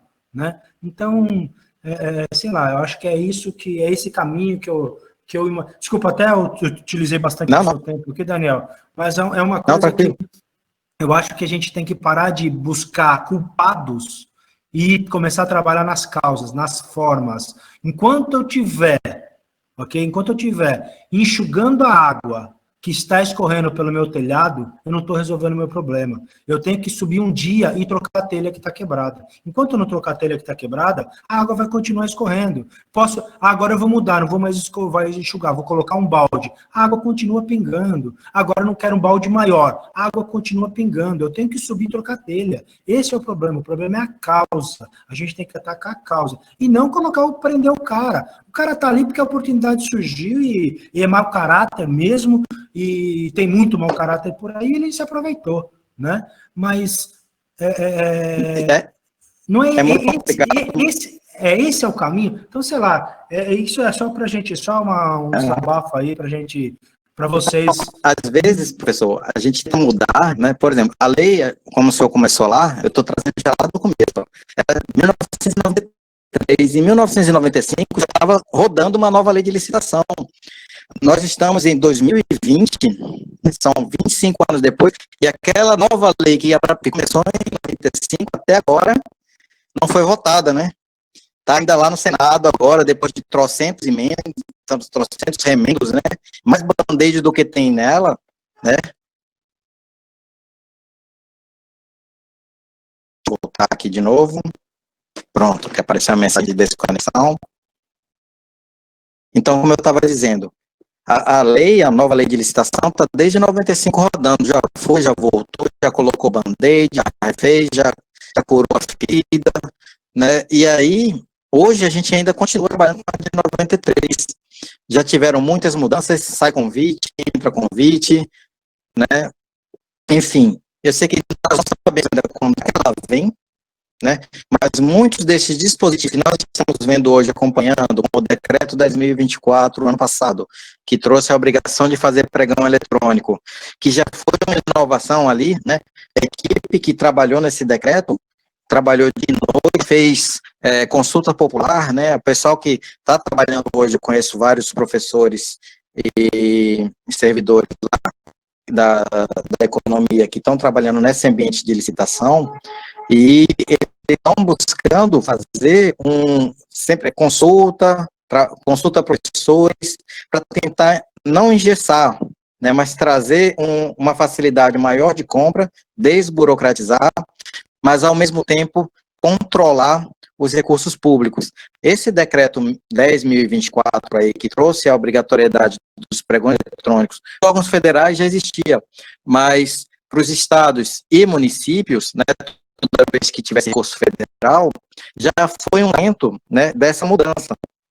Né, porque qual é a exigência deles? Que o seu pregão, né, a sua aquisição, quando tiver verbas federais, né, seja realizada de forma eletrônica, e que o sistema eletrônico que você vai utilizar, ele esteja integrado na plataforma Mais Brasil, que é a plataforma de convênios, né, para que o dinheiro possa ser rastreado desde lá a sua distribuição até o seu pagamento lá no final.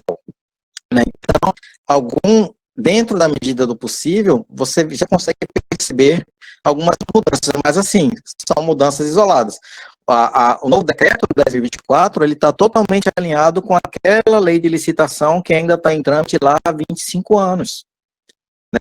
Mas o decreto, pessoal, como o decreto, o regulamento é possível ser feito, então já regulamentou, e o pessoal já compra e você já consegue rastrear esse dinheiro vindo de convênio. Né? E eu digo mais, os municípios que só vou fazer uma licitação por eletrônico por conta aí da exigência federal, mas quando eu for fazer recursos próprios, eu vou continuar com o meu pregão presencial.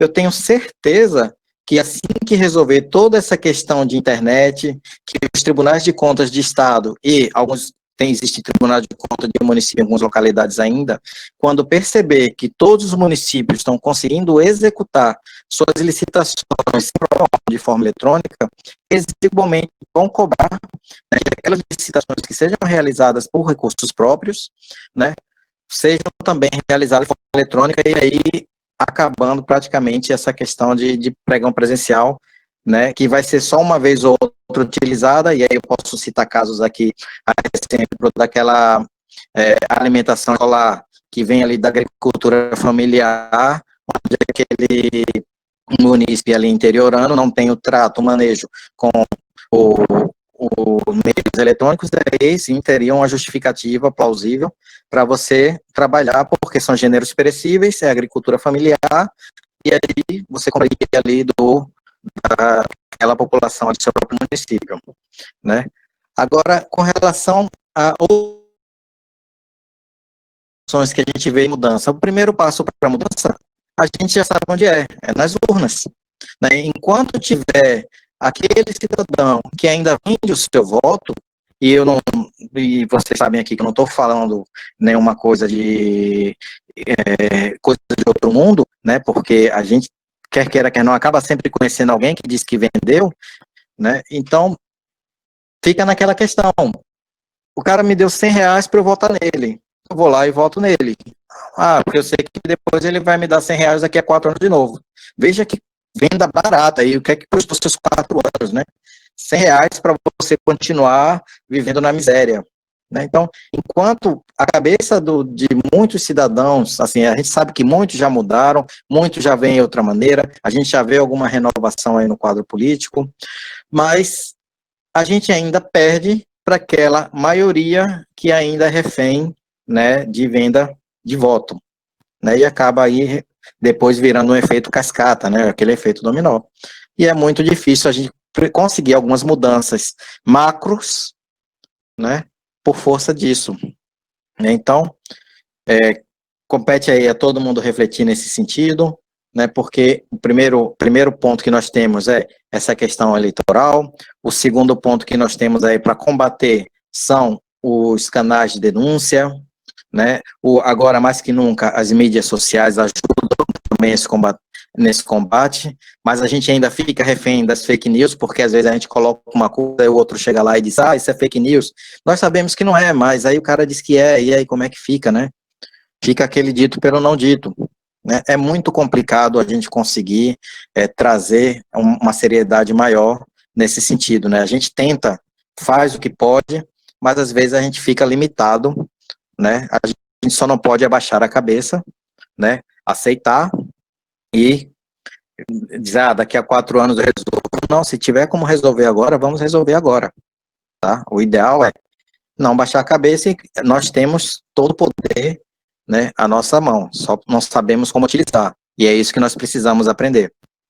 Michael deu uma sugestão aqui, tá vendo? Começa a surgir ideias, é isso que eu quero dizer. De repente, em todos esses certames, ou numa uma série deles, transmissão eletrônica, transmissão por uma plataforma do governo, então todos os pregões presenciais tem esse tipo de transmissão, para quem quiser ver, vai lá, entra no site e assiste, né? Então, lógico, vai resolver tudo não, mas é uma ideia que de repente pode ajudar, né? Então são coisas assim, se a gente começar a simples que resolve, né? Isso, a gente começar a usar a expertise de quem está envolvido, né? Aí você começa a pensar, mas será que querem resolver? Né? Então aí entra esses outros problemas aí estruturais que vão além disso aí, né? Será que querem, viu, Rubens? Será que querem investimento na educação? Tá, Rubens? Então, será que querem Rubens, desculpa. Rubens. Será que querem melhoria nesses processos? Então, infelizmente, coisas que a gente tem que, como você disse, Daniel, só no momento da urna. Tá, Daniel, desculpa ter atrapalhado sua apresentação, mas acho que esse bate-papo é extremamente saudável. Não, são 18h30, você tem mais 30 minutos aí para que a gente termine o nosso bate-papo. Joia. E assim, professor, eu conheço, tem vários municípios que às vezes a gente conseguia ver, mas isso lá mais para o sul mesmo, a gente já viu um bocado, que eles faziam a sua sessão pública pelo YouTube. Então, ele colocava lá tal dia, aí tinha uma licitação, e você ia lá no YouTube daquele município lá, no dia da licitação, e conseguia acompanhar a licitação, né, presencial, mas sendo transmitida. Então, era uma outra solução aí, que poderia abraçar, né, vários outros gestores aí, essa ideia, né, e a gente não vê. Quando começou a vir essa ideia de fazer um pregão eletrônico, eu vi alguns alunos meus aí afora, Brasil afora, questionar porque o município, a internet não vai funcionar. Tem um município, né, deixa eu ver se eu me recordo agora de onde ele é. O nome do município é Tartarugalzinho, tá? lá no Macapá. Lá a internet não pegava. Aí o que foi que o gestor fez? Ele alugou uma sala na capital e mandou a sua equipe de licitação, toda vez que tivesse licitação, fazer a licitação eletrônica na capital para poder utilizar a internet. Né? Veja a solução que ele encontrou para poder cumprir a exigência de ter um pregão eletrônico na sua cidade. Né? Veja que não é coisa de outro mundo. Depende o quê? De força de vontade.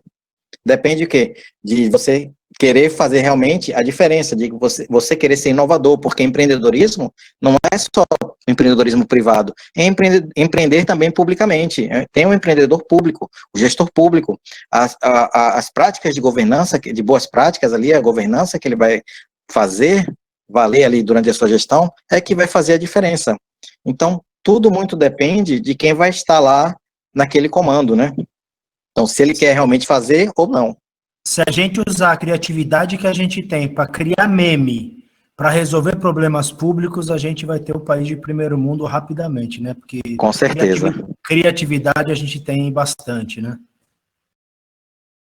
Com certeza. Deixa eu ver se tem alguma coisa que eu possa acrescentar aqui. O pessoal está conversando aqui um bocado, né? Está rendendo aqui o chat, né? Então, professor, se de repente no chat tiver alguma coisa que, como está passando muito rápido aqui, alguma coisa que seja pontual ali, se pode me interromper, por favor, aí, para a gente poder agregar e não perder o ponto. Tá?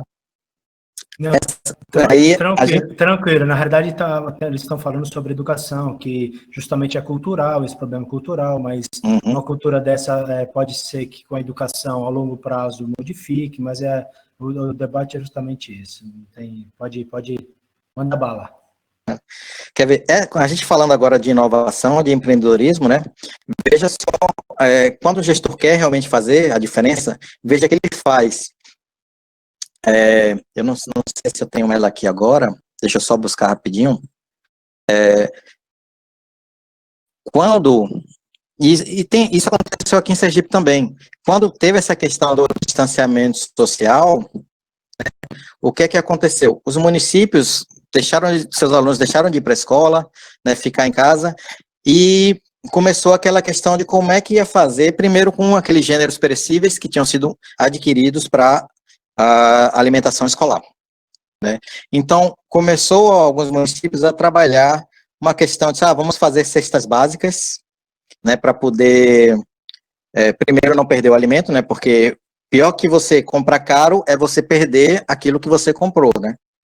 E aí você, além de pagar caro, você ainda teve todo esse desperdício.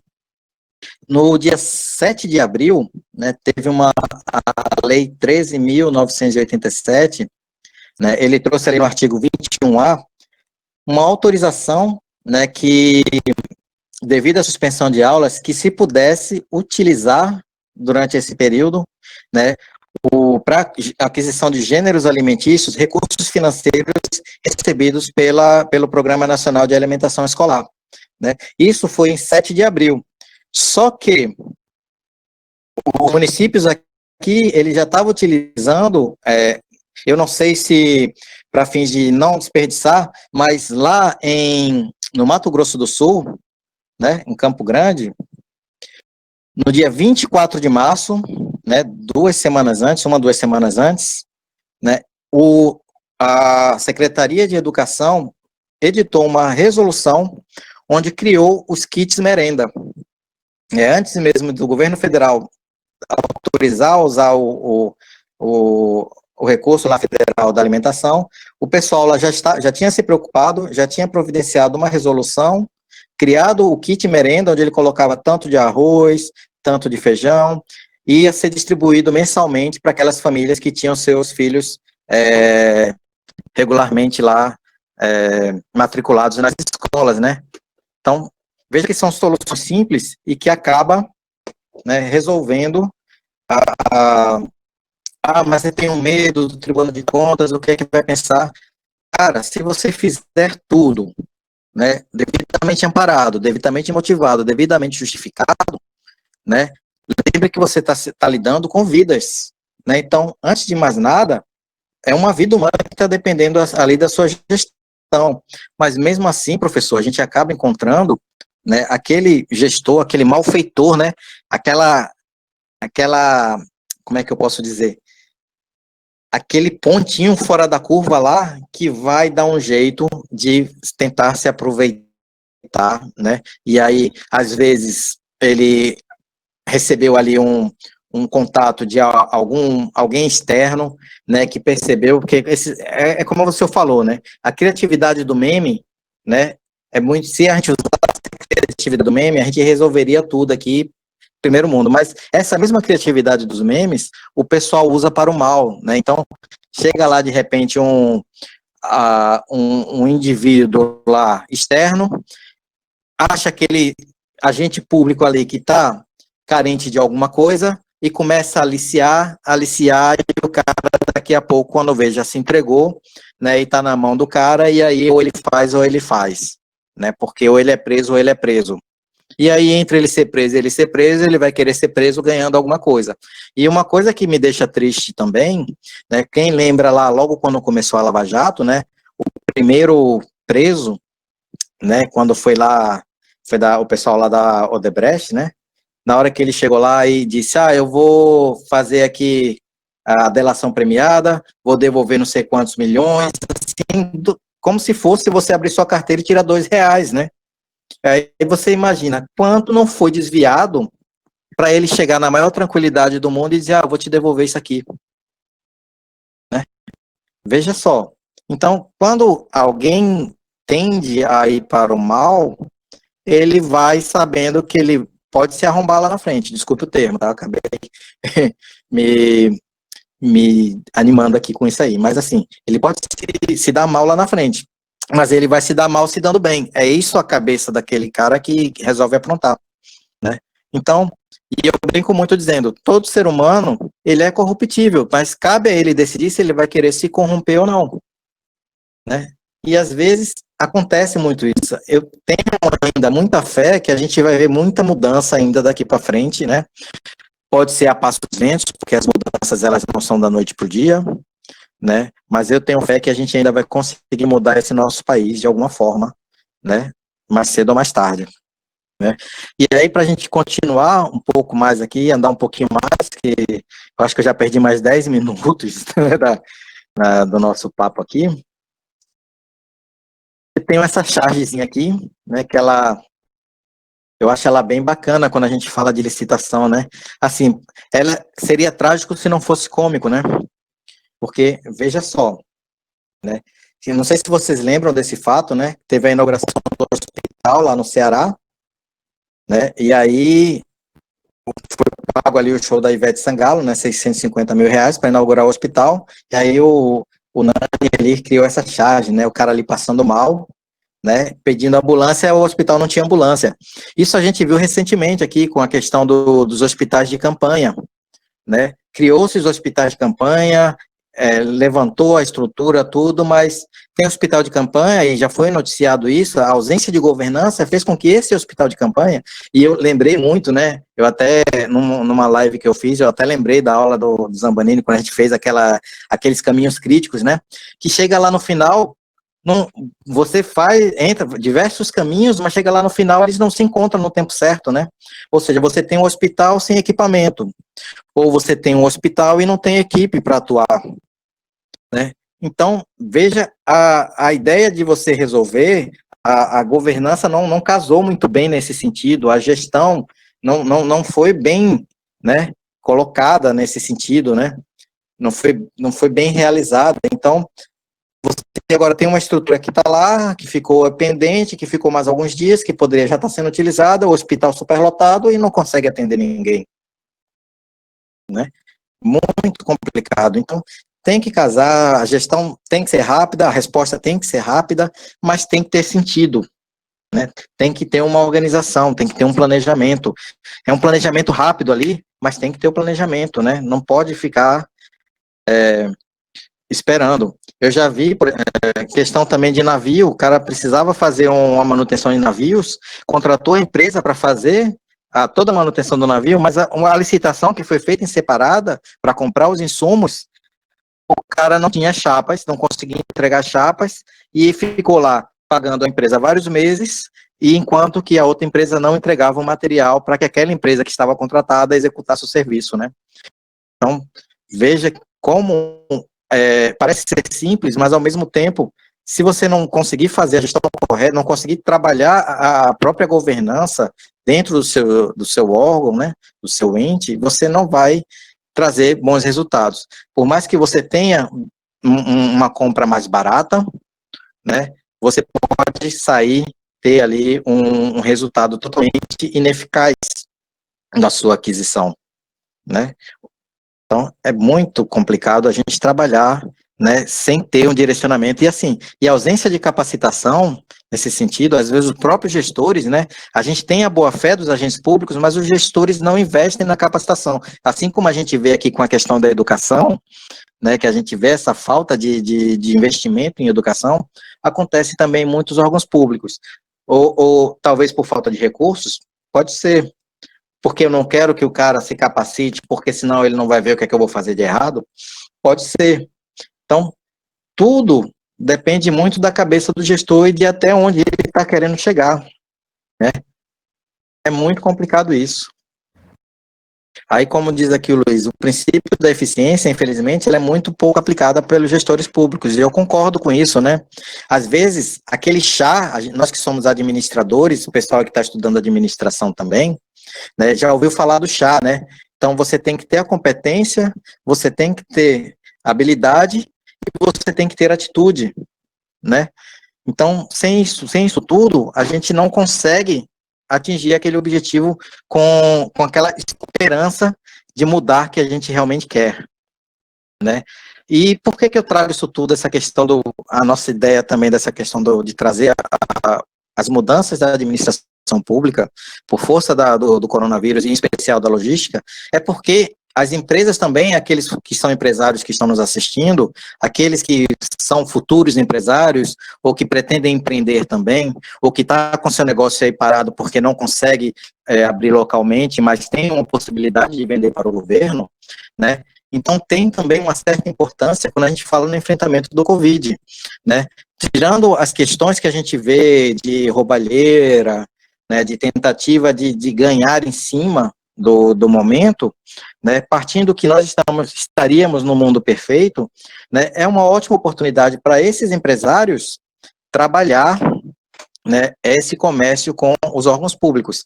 E as ferramentas, inclusive, foram dadas ao longo aí da nossa aula hoje, né? Por exemplo, a gente sabe que a administração pública ganhou uma concorrência, eu não vou dizer que desleal, mas foi uma concorrência que realmente atingiu aí o erário, que foi o seguinte: a ideia de enfrentar o coronavírus, de você se cuidar, você cidadão se cuidar, fez com que tivesse uma procura muito grande por máscaras, por álcool em gel, né, por aventais, né, e a gente que trabalha com administração sabe que existe no mercado a lei da oferta e da procura.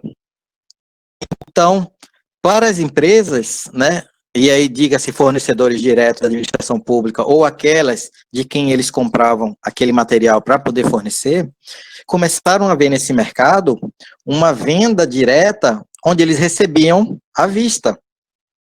Então, por que eu vou vender para a administração pública se eu posso receber aqui à vista e a administração pública, se minha compra for pequena, ou se minha venda for pequena, teria 5 dias para me pagar, mas eles nunca obedecem, né? Eles pagam ali em 30 dias, quando não atrasam, pagam em 60, pagam em 90, ou às vezes nem pagam, né? Então, por que eu vou vender para eles se eu tenho aqui, desse outro lado, quem está me comprando direto?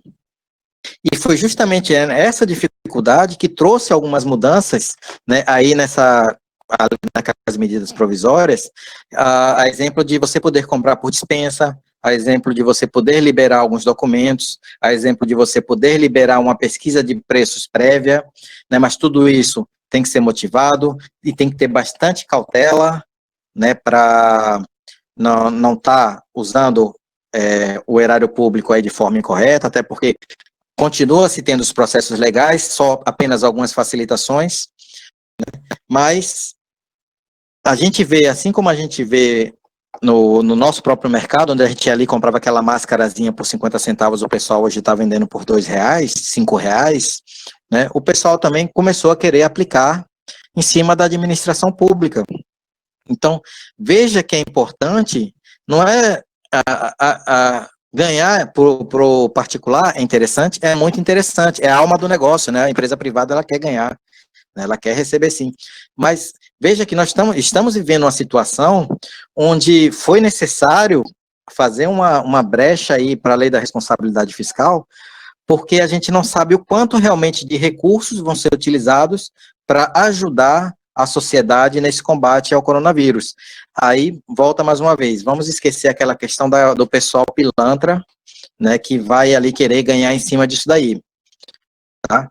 Então, é importante, né, que essas empresas sejam sérias, né, e tentem vender, sim, claro, não extrapolando a sua margem de lucro, de ganhar ali 4.000% em cima daquela venda, né, como já aconteceu aí também, e se jogar no Google, pesquisar, vai encontrar, né, várias notícias aí de já tem gente tentando superfaturar também por força do coronavírus, né, então é importante que a empresa ela se alinhe à administração pública para que consiga vender o seu produto sim, ter sua margem de lucro sim, mas sem explorar, porque quer queira, quer não, a administração pública vai pagar aquilo ali, mas num efeito cíclico, esse dinheiro vai sair não só dos cidadãos, mas você também que está ali na empresa. É claro que menos de você, porque você já tirou uma fatia maior, mas é você, empresário, que faz com que a administração pública rode. Sem vocês, a logística da administração pública não vai andar, tá? Então, é necessário que tenha, sim, esse comprometimento de todos para que consiga fazer com que esse enfrentamento ao coronavírus seja aí realmente preciso. Eu trago aqui mais uma imagem, né, que eu gosto sempre de trazer, que eu gosto de trabalhar um pouco a mente de vocês, né, de todos que me assistem.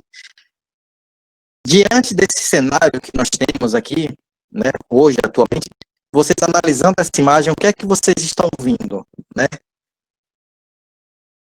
Quem pode digitar aí no chat, tá? O que é que vocês conseguem ver, né, nos nossos dias atuais, dentro dessa imagem?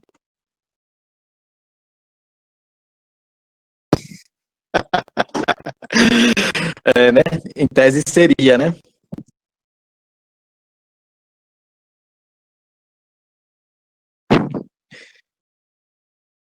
Vamos lá. Analisando essa relação business to government, né? A relação de mercadológica aí entre o privado e o público, né? O que é que vocês conseguem me trazer dentro dessa imagem?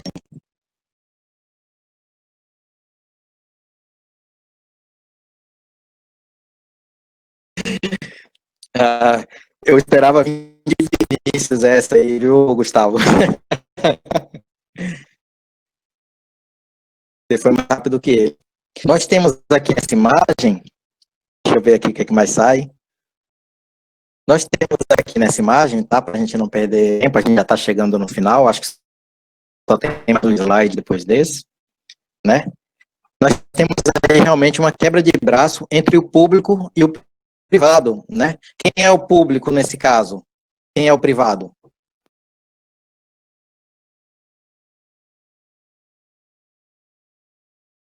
Boa, William. Foi bem, tá indo da ideia.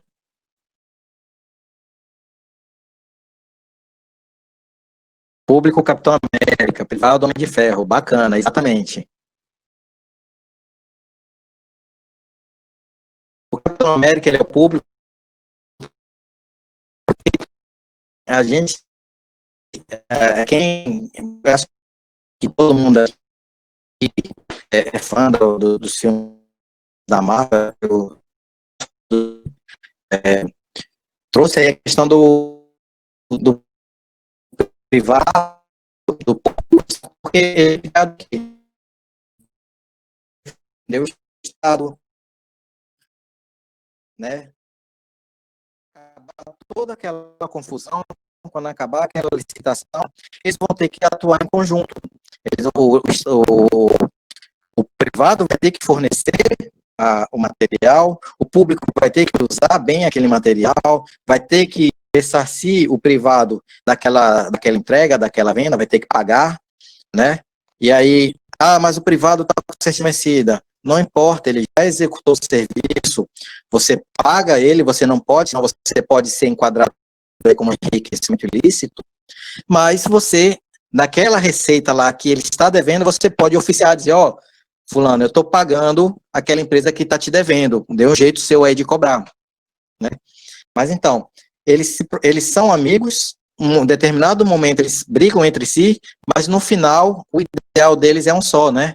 É defender o mundo. E assim é a questão das compras públicas. O ideal é ter a relação ganha-ganha, né? Mas sempre terá o interesse público ali no final, tá? E aí, só para trazer aqui, quem trabalha nessa área de licitação, o portal de compras ali do governo federal tem uma página só voltada aí para cartilhas, ferramentas, ideias trazidas, muitos professores envolvidos, né? Eu tive a oportunidade de participar de duas aí nessas orientações, nesses modelos trazidos. Então, você consegue ali acessar na página do Comprasnet, do comprasgovernamentais.gov.br, chegar nessas orientações, né, trazidas lá no próprio portal, né, é bem interessante. E aí, né, para a gente finalizar, né, eu trago aí, né, o sonho de todo administrador público que está vivendo este momento, né? Então, conseguir dormir e acordar sem ter nenhum novo decreto, porque nós estamos vivendo duas pandemias, a pandemia trazida pelo coronavírus e a pandemia legislativa, né? E hoje saiu mais uma medida provisória, a 9666, que vocês devem ter visto aí já noticiado em vários jornais aí da televisão, que também é mais um reinventar da roda, porque, na verdade, se você for buscar na Constituição Federal, né, você vai ter as ferramentas para poder evitar determinadas situações, e isso aí eu busquei lá no site de uma professora também amiga lá, quem tem Instagram pode seguir ela, que ela traz conteúdo bem bacana, né? O X da gestão tá logo ali embaixo, né? Então, a própria Constituição Federal, se todos observassem a Constituição Federal, não precisava estar se trazendo uma medida provisória na tentativa de burlar alguma coisa, né? Então,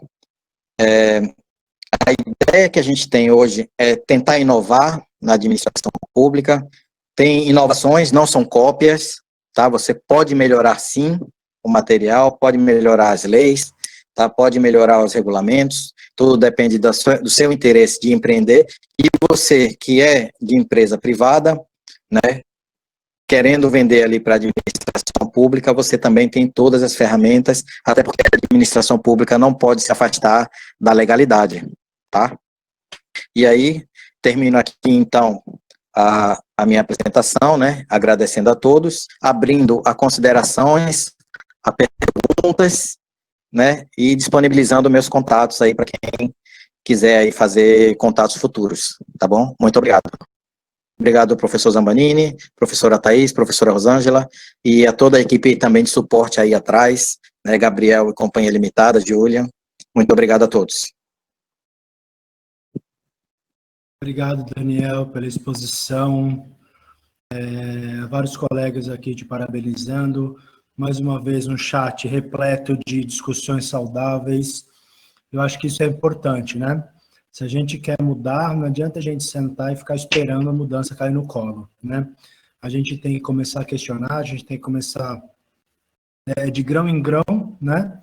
Que a gente vai construindo o nosso edifício, e acho que é importante que a gente consiga rever, cobrar, assistir, questionar. Esse é o nosso papel dentro de uma democracia, né? Então, a gente não pode esquecer, não pode abrir mão disso, dos nossos direitos como cidadão, como funcionário público, que alguns daqui são, né?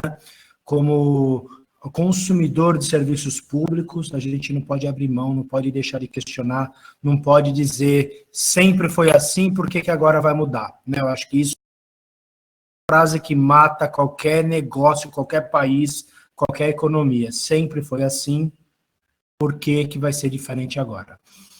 Então, Daniel, muito obrigado, pessoal, muito obrigado pela presença, desculpa aí pela intromissão na sua palestra, mas é que é um tema que muitas vezes, eu acho que isso que eu disse é uma coisa que muitos questionam, tá?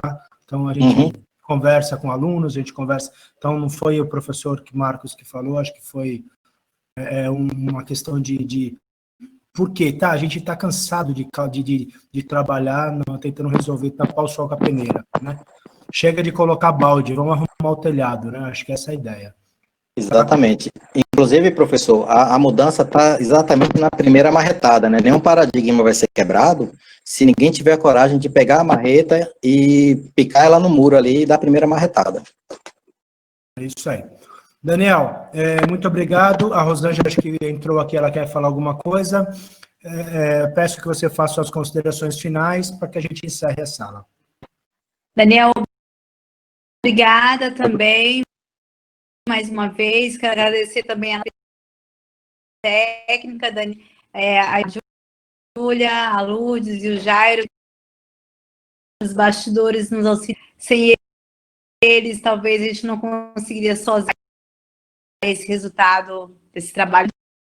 Muito obrigada a todos os alunos aqui, muito assídua, participando de todas as lives.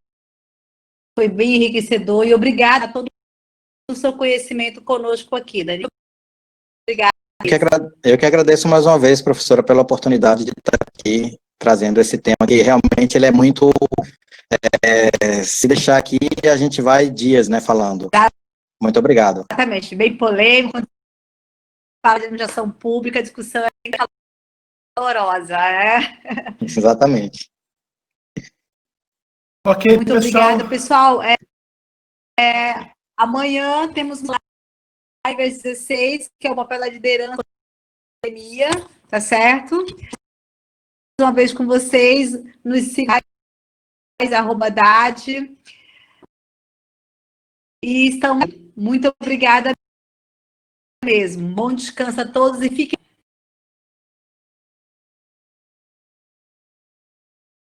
Fique à vontade, Daniel, se você quiser fazer mais algum argumento, então. Pronto, professor. Então, é que acabou cortando aqui, eu não peguei o final não, tá?